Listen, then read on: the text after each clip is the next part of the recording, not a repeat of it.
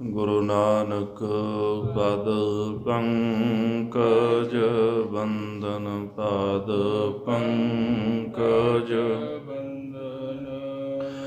ਸਿਮਰੋ ਅੰਗਦ ਦੁਖ ਨਿਕੰਦਨ ਅਮਰਦਾਸ ਹਿਰਦੈ ਨਿਤ ਧਿਆਵੋ ਹਿਰਦੈ ਨਿਤ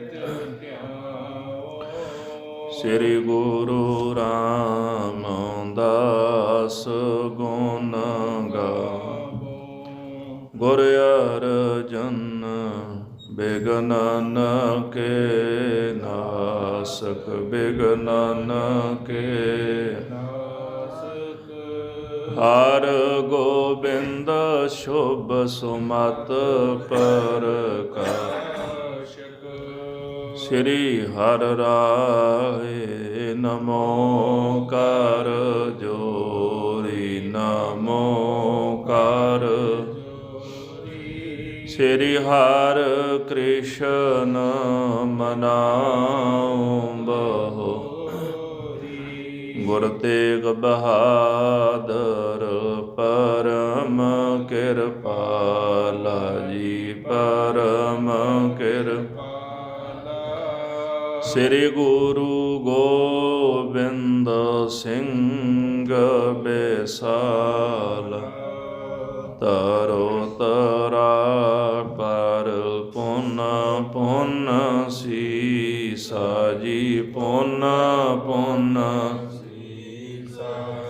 ਬੰਦੋਂ ਬਾਰ ਬਾਰ ਜਗਦੀ ਏਕ ਓੰਕਾਰ ਸਤਿਗੁਰੂ ਤਿਹ ਪ੍ਰਸਾਦ ਸਚ ਹੋਇ। ਵਾਹਿਗੁਰੂ ਜੀ ਕੀ ਫਤਿਹ ਹੈ ਬਿਘਨ ਬਿਨਾਸਨ ਸੋ। ਵਾਹਿਗੁਰੂ ਜੀ ਕੀ ਫਤਿਹ ਹੈ ਬਿਘਨ ਬਿਨਾਸਨ ਸੋਏ। ਸਤਨਾਮ ਸ੍ਰੀ ਵਾਹਿਗੁਰੂ ਸਾਹਿਬ ਜੀ। ਚੌਪਈ ਇਮੈ ਮੁਜਾਵਰਨ ਮਤੋ ਮਤਾਇਓ ਯਾ ਕੋ ਹੱਥ ਦਰਵਾਜਨ ਲਵਾਇਓ ਲਾਗਤ ਕੁਲ ਦਰਵਾਜੇ ਆਏ ਤੋ ਯਹ ਪੀਰ ਮੁਰੀਦ ਹਮ ਭਏ। ਵਾਹਿਗੁਰੂ ਜੀ ਕਾ ਖਾਲਸਾ ਵਾਹਿਗੁਰੂ ਜੀ ਕੀ ਫਤਿਹ। ਜੁਗ ਹੋ ਜੁਗ ਅਟਲ ਚਬਰ ਛਤਰ ਤਖਤ ਕੇ ਮਾਲਕ ਸਾਹਿਬੇ ਕਮਾਲ ਸਤਿਗੁਰੂ ਧੰਨ ਧੰਨ ਸ੍ਰੀ ਗੁਰੂ ਗ੍ਰੰਥ ਸਾਹਿਬ ਜੀ ਮਹਾਰਾਜ ਗਰੀਬ ਨਵਾਜ ਸੱਚੇ ਪਾਤਸ਼ਾਹ ਜੀ ਦੇ ਪਵਿੱਤਰ ਚਰਨਾਂ ਕਮਲਾਂ ਪਾਸ ਹਾਜ਼ਰੀਆਂ ਭਰ ਰਹੀ ਗੁਰੂ ਸਰੂਪ ਗੁਰੂ ਖਾਲਸਾ ਸਾਧ ਸੰਗਤ ਜੀ, ਆਪ ਜੀ ਸਰਬੱਤ ਗੁਰ ਸਿੱਖ ਸੰਗਤਾਂ ਵਡਭਾਗੀ ਹੋ। ਨੇਤਾਂ ਪ੍ਰਤ ਹਾਜ਼ਰੀਆਂ ਭਰ ਕੇ ਸਤਿਗੁਰੂ ਸਾਹਿਬਾਨ ਜੀ ਦਾ ਪਾਵਨ ਪਵਿੱਤਰ ਇਤਿਹਾਸ ਸਰਵਣ ਕਰਕੇ ਜੀਵਨ ਨੂੰ ਸਫਲ ਬਣਾ ਰਹੇ ਹੋ। ਕੱਲ੍ਹ ਦੇ ਪ੍ਰਕਰਣਾਂ ਵਿੱਚ ਧੰਨ ਸ਼੍ਰੀ ਗੁਰੂ ਨਾਨਕ ਦੇਵ ਜੀ ਮਹਾਰਾਜ ਸੱਚੇ ਪਾਤਸ਼ਾਹ ਇਹਨਾਂ ਦੀਆਂ ਉਦਾਸੀਆਂ ਦੀ ਆਪਾਂ ਕਥਾ ਸਰਵਣ ਕੀਤੀ ਸੀ। ਹਰਿਦੁਆਰ, ਰਿਸ਼ੀਕੇਸ਼, ਉਸ ਤੋਂ ਬਾਅਦ ਸਤਿਗੁਰੂ ਸੱਚੇ ਪਾਤਸ਼ਾਹ ਜੀ ਮਹਾਰਾਜ ਜਗਨਨਾਥਪੁਰੀ ਉੜੀਸੇ ਗਏ। ਰਾਜੇ ਸ਼ਿਵਨਾਵ ਦੇ ਪਾਸ ਜਾ ਕੇ ਉਸ ਨੂੰ ਨਿਹਾਲ ਕੀਤਾ। ਭਾਈ ਮਰਦਾਨੇ ਨੇ ਬੇਨਤੀ ਕੀਤੀ, ਮਹਾਰਾਜ ਮੱਕੇ ਦੇ ਦਰਸ਼ਨ ਨਹੀਂ ਕੀਤੇ। ਗੁਰੂ ਸਾਹਿਬ ਜੀ ਉਹਨਾਂ ਨੂੰ ਮੱਕੇ ਵਿਖੇ ਲੈ ਕੇ ਗਏ। ਉੱਥੇ ਇੱਕ ਦਰਵਾਜ਼ਾ ਜਿਹੜਾ ਉਹਨਾਂ ਬੰਦ ਕਰਕੇ ਰੱਖਿਆ ਸੀ ਕਿ ਕੋਈ ਵਲੀ ਆਵੇਗਾ ਇਸ ਦਰਵਾਜ਼ੇ ਨੂੰ ਖੋਲ੍ਹੇਗਾ, ਗੁਰੂ ਸਾਹਿਬ ਜੀ ਦੇ ਉੱਥੇ ਪਹੁੰਚਣ ਨਾਲ ਉਹ ਦਰਵਾਜ਼ਾ ਖੁੱਲ੍ਹ ਗਿਆ। ਬਾਕੀ ਦਰਵਾਜ਼ੇ ਬੰਦ ਹੋ ਗਏ। ਪਾਤਸ਼ਾਹ ਜੀ ਮੱਕੇ ਵੱਲ ਚਰਨ ਕਰਕੇ ਲੰਮਾ ਪੈ ਗਏ। ਮੌਲਾਣਿਆਂ ਨੇ ਆ ਕੇ ਮਹਾਰਾਜ ਦੇ ਚਰਨ ਪਕੜ ਕੇ ਘੁਮਾ ਦਿੱਤੇ। ਜਿੱਧਰ ਨੂੰ ਚਰਨ ਕਰਦੇ ਮੱਕਾ ਉੱਧਰ ਨੂੰ ਘੁੰਮ ਜਾਂਦਾ ਹੈ, ਪਰ ਦਰਵਾਜ਼ੇ ਨਹੀਂ ਖੁੱਲ੍ਹੇ। ਪੰਜਾਬ ਤੋਂ ਗਏ ਹੋਏ ਜਿਹੜੇ ਮੌਲਾਣੇ ਸਨ, ਹੱਜ ਕਰਨ ਵਾਸਤੇ ਉਹ ਗਏ ਸਨ, ਉਹਨਾਂ ਨੇ ਗੁਰੂ ਸਾਹਿਬ ਦੀ ਪਛਾਣ ਦੱਸੀ ਵੀ ਇਹ ਪੂਰਨ ਅਵਤਾਰ ਹਨ, ਜਿਨ੍ਹਾਂ ਨੇ ਹਿੰਦੂ ਅਤੇ ਮੁਸਲਮਾਨ ਦੋਹਾਂ ਨੂੰ ਇੱਕ ਸਮਾਨ ਉਪਦੇਸ਼ ਬਖਸ਼ਿਆ ਹੈ। ਸੋ ਆਓ ਅਗਲੇ ਪ੍ਰਕਰਨ ਸਰਵਣ ਕਰੀਏ। ਮਨੋਬਿਰਤੀਆਂ ਇਕਾਗਰ ਕਰਨ ਵਾਸਤੇ ਸਰਬੱਤ ਗੁਰਸਿੱਖ ਸੰਗਤਾਂ ਪਿਆਰ ਸਹਿਤ ਜਪੋ ਜੀ। ਸਤਨਾਮ ਸ੍ਰੀ ਵਾਹਿਗੁਰੂ ਸਾਹਿਬ ਜੀ। ਸਤਨਾਮ ਸ੍ਰੀ ਵਾਹਿਗੁਰੂ ਸਾਹਿਬ ਜੀਓ।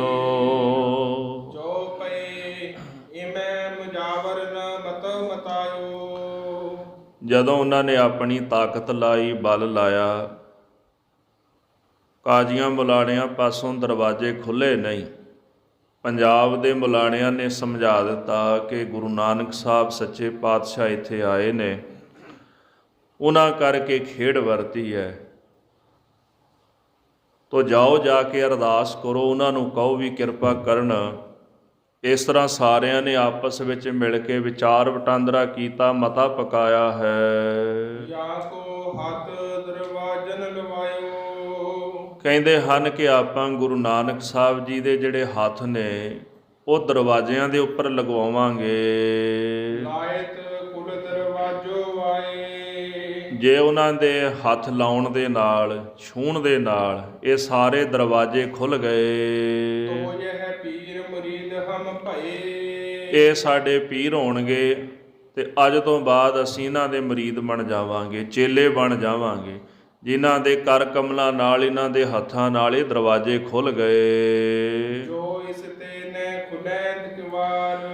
ਪਰ ਜੇਕਰ ਇਹਨਾਂ ਦੇ ਕੋਲੋਂ ਇਹ ਦਰਵਾਜ਼ੇ ਨਾ ਖੁੱਲ੍ਹੇ, ਇਹਨਾਂ ਦੇ ਹੱਥ ਲਾਇਆ, ਜੇ ਇੱਥੋਂ ਦੇ ਦਰਵਾਜ਼ੇ ਨਾ ਖੁੱਲ੍ਹੇ ਤੋ ਇਸ ਦੇ ਯਗ ਜਾਨੋ ਮਾਰ। ਤੇ ਅਸੀਂ ਸਾਰੇ ਜਾਣੇ ਮਿਲ ਕੇ ਇਸ ਹਿੰਦੂ ਪੀਰ ਨੂੰ ਜਾਨੋਂ ਮਾਰ ਦਿਆਂਗੇ, ਜਿਉਂਦਾ ਨਹੀਂ ਰਹਿਣ ਦਿਆਂਗੇ। ਮੁਖ ਮੀਠੇ ਹੋਏ ਕਰੋ ਅਬ ਬਾਤ।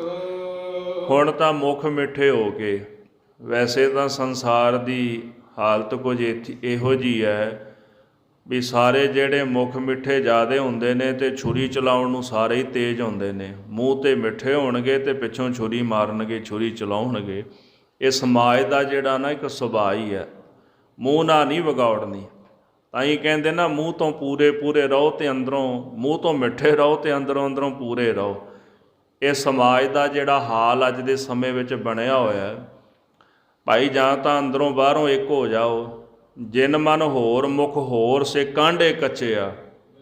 ਜੇ ਮੁਖ ਵਿੱਚ ਕੁਝ ਹੋਰ ਹੈ ਤੇ ਮਨ ਵਿੱਚ ਕੁਝ ਹੋਰ ਹੈ, ਬਾਬਾ ਫਰੀਦ ਸਾਹਿਬ ਕਹਿੰਦੇ ਫਿਰ ਕੱਚੇ ਆਖੀਦਾ। ਭਾਵ ਤੁਸੀਂ ਕੱਚੇ ਹੋ, ਕਿਉਂ ਮਨ ਵਿੱਚ ਤੁਹਾਡੇ ਕੁਝ ਹੋਰ ਚੱਲਦਾ ਤੇ ਜ਼ਬਾਨ 'ਤੇ ਕੁਝ ਹੋਰ ਹੈ। ਹਜ਼ੂਰ ਦਾ ਇੱਕ ਹੋਰ ਬਚਨ ਆਉਂਦਾ ਹੈ ਕਿ ਬੰਦਾ ਆਪਣੇ ਮੁਖ ਦੇ ਨਾਲ ਬੜੀਆਂ ਮਿੱਠੀਆਂ ਮਿੱਠੀਆਂ ਗੱਲਾਂ ਕਰਦਾ, ਪਰ ਜੀਆਂ ਕੋਹਤ ਨਾ ਸੰਗੈ ਪ੍ਰਾਣੀ। ਪਰ ਜੀਵਾਂ ਨੂੰ ਕਹੁੰਦਿਆਂ ਹੋਇਆਂ ਨਹੀਂ ਸੰਗਦਾ। ਇੱਥੇ ਕਾਜੀ ਮੌਲਾਣੇ ਵੀ ਕਹਿੰਦੇ ਵੀ ਕੋਈ ਗੱਲ ਨਹੀਂ, ਇੱਕ ਵਾਰੀ ਪਰਖ ਕੇ ਵੇਖ ਲੈਂਦੇ ਆ, ਮਿੱਠੇ ਜਿਹੇ ਹੋ ਕੇ ਇੱਕ ਵਾਰੀ ਇਹਨਾਂ ਦੇ ਨਾਲ ਗੱਲਬਾਤ ਕਰ ਲਓ। ਇਸ ਤਰ੍ਹਾਂ ਆਪਾਂ ਸਾਰੇ ਜਾਣੇ ਮਿਲ ਕੇ ਇਹਨਾਂ ਦੀ ਇੱਥੇ ਕਰਾਮਾਤ ਵੇਖਾਂਗੇ। ਇਸ ਤਰ੍ਹਾਂ ਸਾਰੇ ਕਾਜੀ ਮੌਲਾਣੇ ਹੱਥ ਜੋੜ ਕੇ ਸਤਿਗੁਰੂ ਸੱਚੇ ਪਾਤਸ਼ਾਹ ਜੀ ਦੇ ਸਨਮੁਖ ਖਲੋ ਗਏ ਹਨ।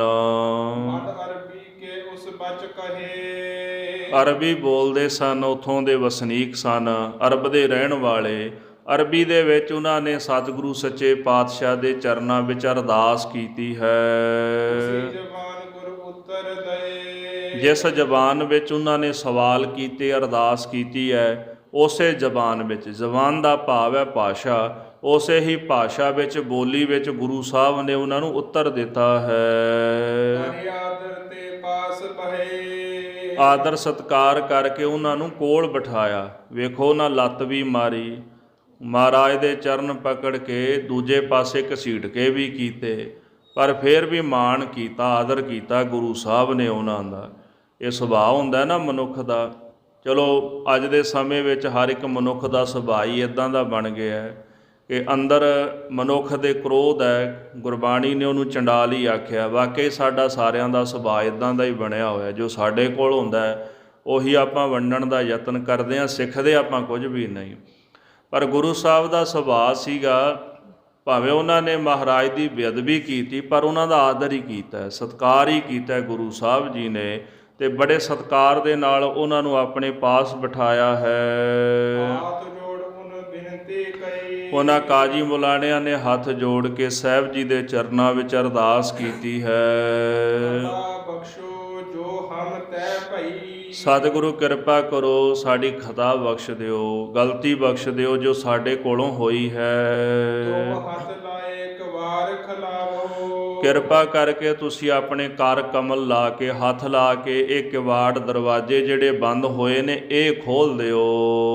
ਤੁਮ ਹਾਜੀਨ ਕੋ ਹਜ ਕਰਾਵੋ। ਇੱਥੇ ਅਨੇਕਾਂ ਹੀ ਦੇਸ਼ਾਂ ਵਿੱਚੋਂ ਹਾਜੀ ਹਜ ਕਰਨ ਵਾਸਤੇ ਆਏ ਨੇ।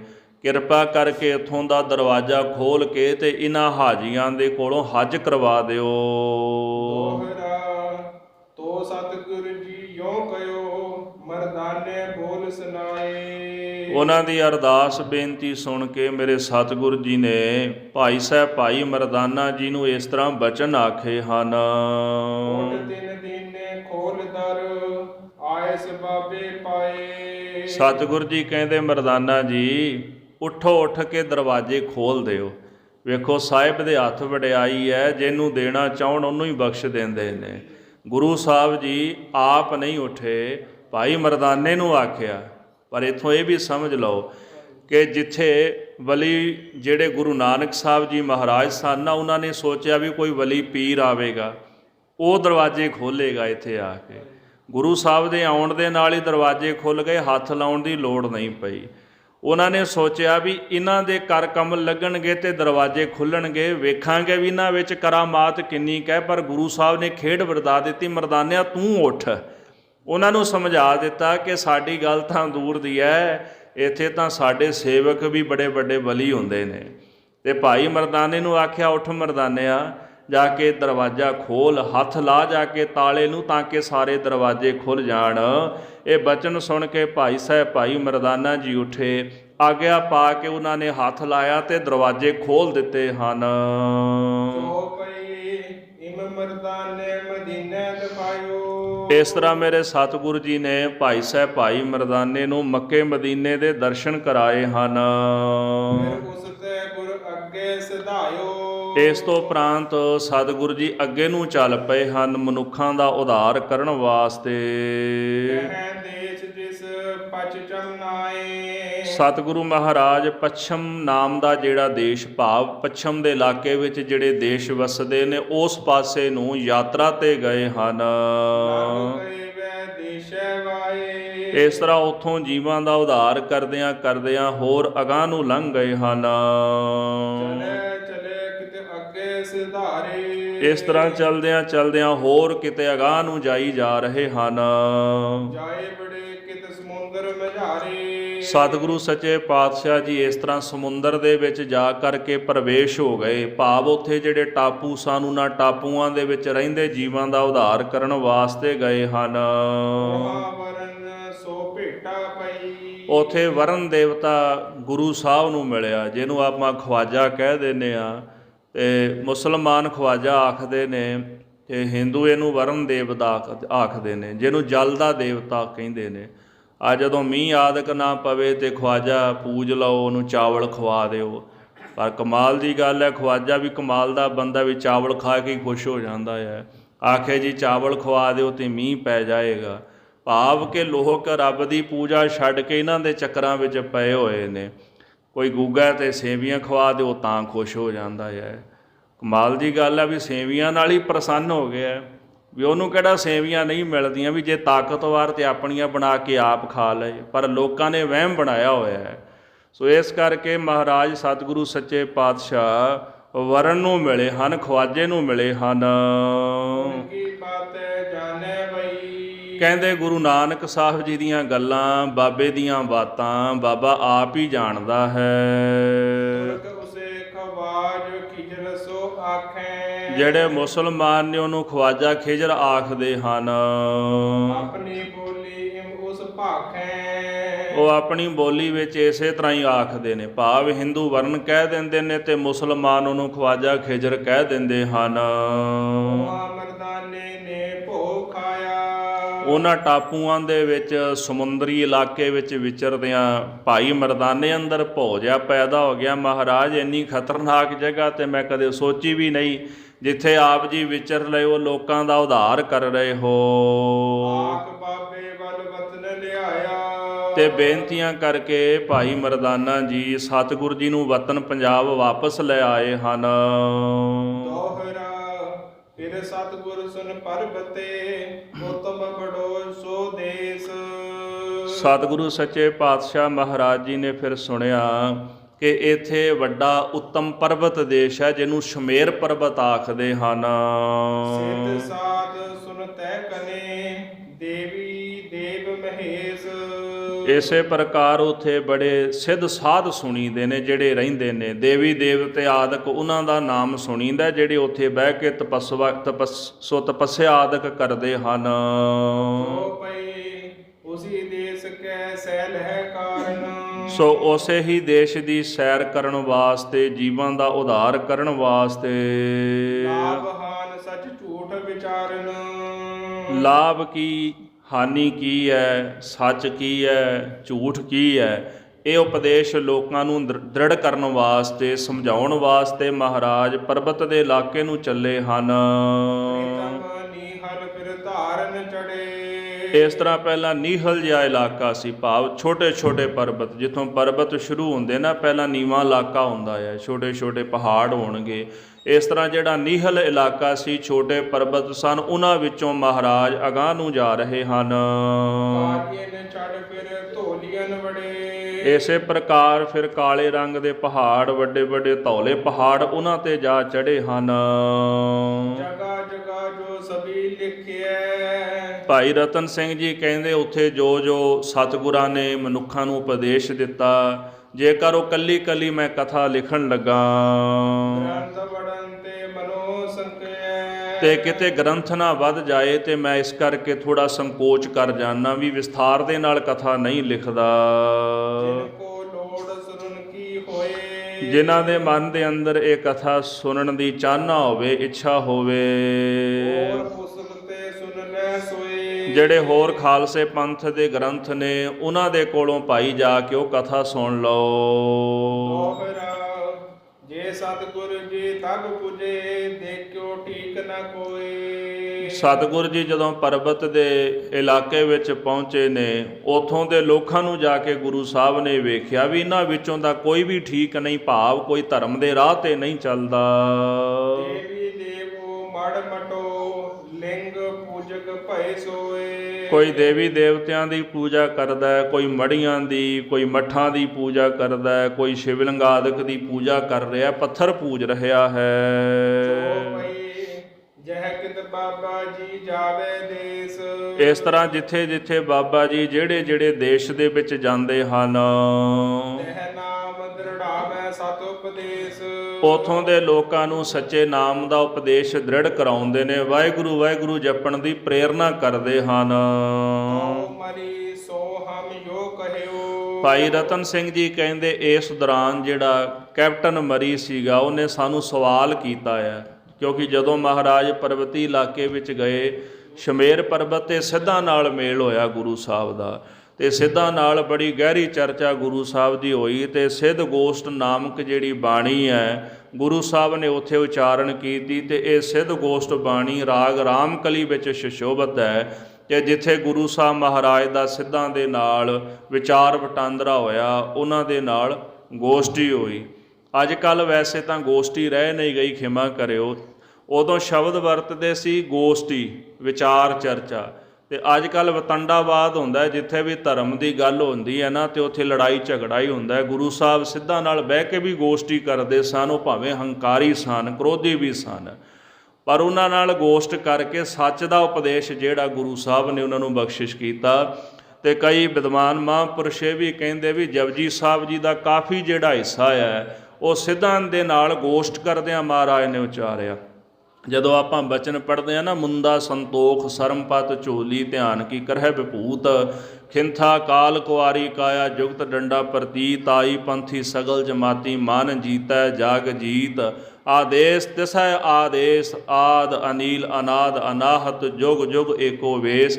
ਇਹ ਕਈ ਪੌੜੀਆਂ ਜਿਹੜੀਆਂ ਸਨ ਗੁਰੂ ਸਾਹਿਬ ਜੀ ਨੇ ਸਿੱਧਾਂ ਦੇ ਨਾਲ ਚਰਚਾ ਕਰਦਿਆਂ ਹੀ ਉਚਾਰਨ ਕੀਤੀਆਂ। ਰਾਗ ਆਸਾ ਵਿੱਚ ਵੀ ਬੇਅੰਤ ਸ਼ਬਦ ਆਉਂਦੇ ਨੇ, ਸਿੱਧਾਂ ਦੇ ਨਾਲ ਚਰਚਾ ਦੌਰਾਨ ਗੁਰੂ ਸਾਹਿਬ ਜੀ ਨੇ ਉਚਾਰਨ ਕੀਤੇ ਹਨ। ਇਸ ਤਰ੍ਹਾਂ ਇਹ ਸਾਰੀ ਕਥਾ ਸੁਣ ਕੇ ਕੈਪਟਨ ਮਰੀ ਭਾਈ ਸਾਹਿਬ ਭਾਈ ਰਤਨ ਸਿੰਘ ਜੀ ਨੂੰ ਕਹਿਣ ਲੱਗਾ ਹੈ, ਕਹਿਣ ਲੱਗਾ ਕਿ ਭਾਈ ਰਤਨ ਸਿੰਘ ਜੀ, ਗੁਰੂ ਨਾਨਕ ਸਾਹਿਬ ਜੀ ਦਾ ਇਤਿਹਾਸ ਜਿਹੜਾ ਨਾ ਉਹਦਾ ਕੋਈ ਅੰਤ ਨਹੀਂ ਜਾਣ ਸਕਦਾ। ਗੁਰੂ ਨਾਨਕ ਸਾਹਿਬ ਜੀ ਦੀ ਸਾਖੀ ਜਿਹੜੀ ਹੈ ਬੜੀ ਗੰਭੀਰ ਹੈ, ਸਮੁੰਦਰ ਦੇ ਵੱਤ ਬੜੀ ਡੂੰਘੀ ਹੈ।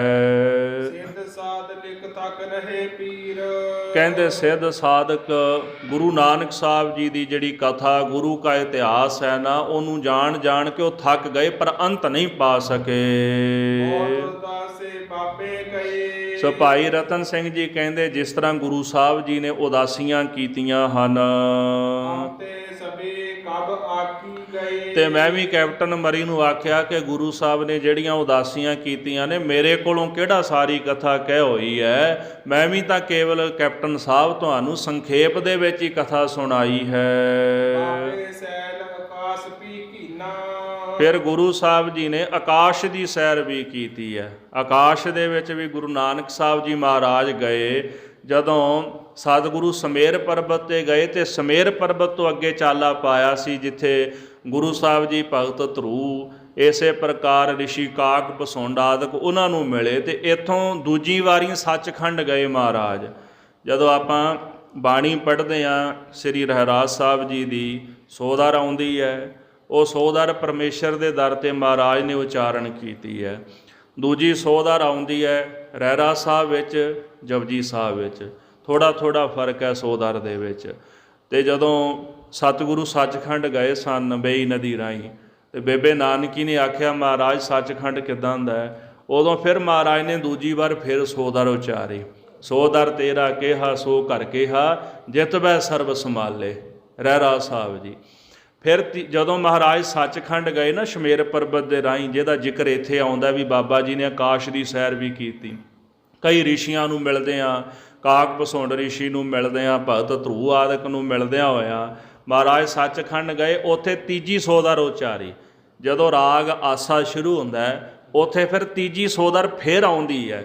ਤਿੰਨ ਸੋਧਰ ਗੁਰੂ ਸਾਹਿਬ ਨੇ ਇਸ ਤਰ੍ਹਾਂ ਅਲੱਗ-ਅਲੱਗ ਸਮੇਂ ਉਚਾਰਨ ਕੀਤੀਆਂ। 2 ਵਾਰੀ ਸੱਚਖੰਡ ਵਿੱਚ, ਪਹਿਲੀ ਵਾਰੀ, ਤੇ ਫਿਰ ਜਦੋਂ ਦੂਜੀ ਵਾਰੀ ਸੱਚਖੰਡ ਗਏ ਗੁਰੂ ਸਾਹਿਬ ਜੀ, ਤੇ ਇੱਕ ਬੇਬੇ ਨਾਨਕੀ ਜੀ ਦੇ ਸਵਾਲ ਕਰਨ ਤੇ ਮੇਰੇ ਪਾਤਸ਼ਾਹ ਨੇ ਸੋਧਰ ਇਸ ਤਰ੍ਹਾਂ ਉਚਾਰਨ ਕੀਤੀ ਹੈ। ਸੋ 3 ਸੋਧਾਰਾਂ ਨੇ ਗੁਰੂ ਗ੍ਰੰਥ ਸਾਹਿਬ ਮਹਾਰਾਜ ਦੇ ਅੰਦਰ। ਇਹਦਾ ਭਾਵ ਸੋ ਦਰ ਤੇਰਾ ਕਿਹਾ ਸੋ ਘਰ ਕਿਹਾ ਜਿਤ ਵੈ ਸਰਬ ਸੰਭਾਲੇ, ਕਿ ਉਹ ਵਾਹਿਗੁਰੂ ਦਾ ਦਰ, ਉਹਦਾ ਘਰ ਕਿਹੋ ਜਿਹਾ ਹੈ ਜਿੱਥੇ ਬਹਿ ਕੇ ਉਹ ਪਰਮੇਸ਼ਰ ਅਕਾਲ ਪੁਰਖ ਸਾਰਿਆਂ ਦੀ ਸੰਭਾਲਣਾ ਕਰਦੇ। ਵਾਜੇ ਤੇਰੇ ਨਾਦ ਅਨੇਕ ਸੰਖਾ ਕੀਤੇ ਤੇਰੇ ਬਾਵਣਾਰੇ। ਉਸ ਵਾਹਿਗੁਰੂ ਅਕਾਲ ਪੁਰਖ ਦੇ ਦਰ 'ਤੇ ਅਨੇਕਾਂ ਹੀ ਕਹਿੰਦੇ ਵਾਜੇ ਵੱਜ ਰਹੇ ਨੇ, ਅਨਹਦ ਨਾਦ ਵੱਜ ਰਹੇ ਨੇ, ਤੇ ਕਿੰਨੇ ਹੀ ਉਹਨਾਂ ਫਿਰ ਅੱਗੇ ਨਾਦਾਂ ਨੂੰ ਵਜਾਉਣ ਵਾਲੇ ਵੀ ਨੇ, ਭਾਂਤ ਭਾਂਤ ਦੇ ਸਾਜ਼ ਵੱਜਦੇ ਉਹਦੇ ਪਰਮੇਸ਼ਰ ਦੇ ਦਰ 'ਤੇ। ਸਾਰੀ ਸੌਦਰ ਜਿਹੜੀ ਹੈ ਜਦੋਂ ਉਹਨੂੰ ਪੜ੍ਹੀਏ ਤੇ ਇਹ ਪਰਮੇਸ਼ਰ ਦੇ ਦਰ ਦੀ ਮਹਿਮਾ ਹੀ ਬਿਆਨ ਕੀਤੀ ਹੈ ਕਿ ਉੱਥੇ ਕੀ ਵਰਤਾਰਾ ਵਰਤਦਾ ਹੈ। ਇਸ ਤਰ੍ਹਾਂ ਮਹਾਰਾਜ ਗੁਰੂ ਨਾਨਕ ਸਾਹਿਬ ਜੀ ਨੇ ਆਕਾਸ਼ ਦੀ ਵੀ ਸੈਰ ਕੀਤੀ ਹੈ। ਸਤਿਗੁਰੂ ਸੱਚੇ ਪਾਤਸ਼ਾਹ ਨੇ ਜ਼ਮੀਨ ਦੀ ਭਾਵ ਮਾਤ ਲੋਕ ਦੀ ਵੀ ਬਹੁਤ ਸੈਰ ਕੀਤੀ ਹੈ। ਜਗਤ ਬਾਬੂ ਜਾਣੈ। ਵੇਖੋ ਇਹ ਬਚਨ ਕਿੰਨੀ ਵਾਰੀ ਆ ਗਿਆ, ਕਰੀਬਨ ਹਰ ਇੱਕ ਅੰਗ ਤੇ ਹਰ ਇੱਕ ਪੌੜੀ ਵਿੱਚ ਹਰ ਇੱਕ ਛੰਦ ਦੇ ਵਿੱਚ ਹੀ ਬਚਨ ਆ ਰਿਹਾ ਵੀ ਬਾਬੇ ਦੀ ਗਤ ਬਾਬਾ ਆਪ ਹੀ ਜਾਣਦਾ ਹੈ ਕਿ ਬਾਬੇ ਦਾ ਅੰਤ ਨਹੀਂ ਕੋਈ ਪਾ ਸਕਦਾ। ਤੇਰੇ ਕਵਣ ਕਵਣ ਗੁਣ ਕਹਿ ਕਹਿ ਗਾਵਾ, ਤੂੰ ਸਾਹਿਬ ਗੁਣੀ ਨਿਧਾਨਾ, ਤੁਮਰੀ ਮਹਿਮਾ ਵਰ ਨ ਸਾਕੋ, ਤੂੰ ਠਾਕੁਰ ਊਚ ਭਗਵਾਨਾ। ਪਾਤਸ਼ਾਹ ਤੁਹਾਡੇ ਕਿਹੜੇ ਕਿਹੜੇ ਗੁਣਾਂ ਨੂੰ ਅਸੀਂ ਬਿਆਨ ਕਰੀਏ। ਜਾਣੈ ਜੋ ਨਾਲ ਫਿਰਾਣੈ। ਹਾਂਜੀ, ਬਾਬੇ ਦੀ ਗਤ ਜਾਂ ਤਾਂ ਬਾਬਾ ਆਪ ਜਾਣਦਾ ਤੇ ਜਾਂ ਫਿਰ ਨਾਲ ਜਿਹੜੇ ਫਿਰਦੇ ਨੇ ਉਹ ਜਾਣਦੇ ਨੇ। ਇਹ ਇਸ਼ਾਰਾ ਕਿਹਨਾਂ ਵੱਲ? ਭਾਈ ਬਾਲੇ ਵੱਲ ਤੇ ਭਾਈ ਮਰਦਾਨੇ ਵੱਲ, ਜਿਹੜੇ ਗੁਰੂ ਸਾਹਿਬ ਜੀ ਦੇ ਨਾਲ ਵਿਚਰੇ ਤੇ ਜਿਨ੍ਹਾਂ ਨੇ ਆਪਣੇ ਨੇਤਰਾਂ ਨਾਲ ਸਾਰੇ ਕੌਤਕ ਵੇਖੇ ਹਨ। ਜੋਨ ਕੀ ਸਭ ਠੋਰ ਬਤਈਐ। ਇਸ ਤਰ੍ਹਾਂ ਜਿੱਥੇ ਜਿੱਥੇ ਵੀ ਗੁਰੂ ਸਾਹਿਬ ਜੀ ਨੇ ਚਰਨ ਪਾਏ, ਜੇ ਇਕੱਲੀ ਇਕੱਲੀ ਜਗ੍ਹਾ ਦਾ ਨਾਂ ਦੱਸਣਾ ਕਰੀਏ ਗ੍ਰੰਥ ਬੋ ਲਿਖਿਓ ਚਾਹੀਏ। ਫਿਰ ਗ੍ਰੰਥ ਵੱਧ ਜਾਏਗਾ ਤੇ ਜੇ ਉਹ ਕਥਾ ਆਪਾਂ ਲਿਖਣਾ ਚਾਹੀਏ, ਇਸ ਕਰਕੇ ਬਹੁਤੀ ਆਪਾਂ ਵਿਸਥਾਰ ਨਾਲ ਉਹ ਕਥਾ ਲਿਖ ਨਹੀਂ ਸਕਦੇ। ਨਾ ਹੋਤੀ ਔਰੈ ਠੋਰ। ਭਾਈ ਰਤਨ ਸਿੰਘ ਜੀ ਕਹਿੰਦੇ ਜਿਹੜੀ ਕਥਾ ਹੋਰ ਗ੍ਰੰਥਾਂ ਦੇ ਵਿੱਚ ਨਹੀਂ ਲਿਖੀ ਗਈ, ਤੇ ਹਮ ਸਭ ਹੀ ਬਹੁਤੋਰ।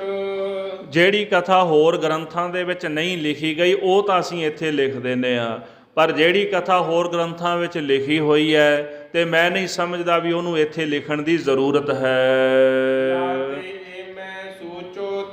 ਇਸ ਤਰ੍ਹਾਂ ਜਿਹੜੀ ਕਥਾ ਹੋਰ ਗ੍ਰੰਥਾਂ ਵਿੱਚ ਲਿਖੀ ਆ ਉਹ ਕੇਵਲ ਸੂਚੀ ਮਾਤਰ ਸੰਖੇਪ ਮਾਤਰ ਲਿਖ ਦਿੱਤੀ ਹੈ।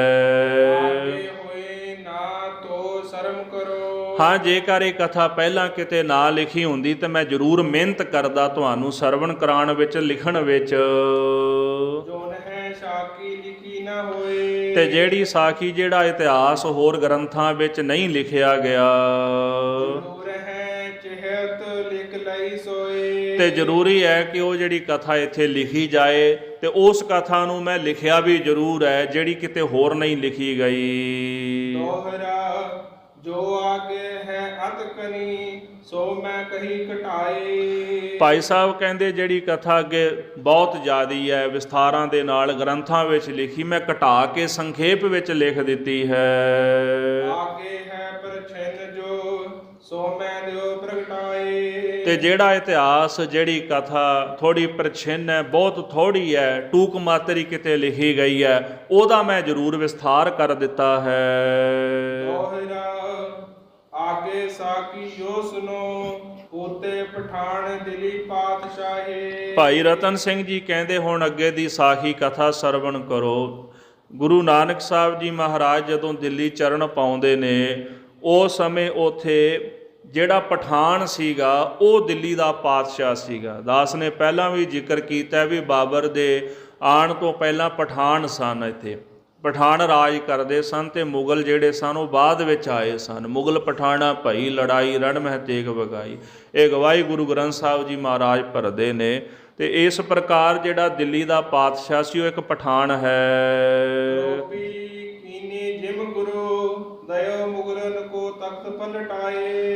ਜਿਵੇਂ ਗੁਰੂ ਸਾਹਿਬ ਜੀ ਨੇ ਉਹਦੇ ਤੇ ਕਰੋਪੀ ਕੀਤੀ।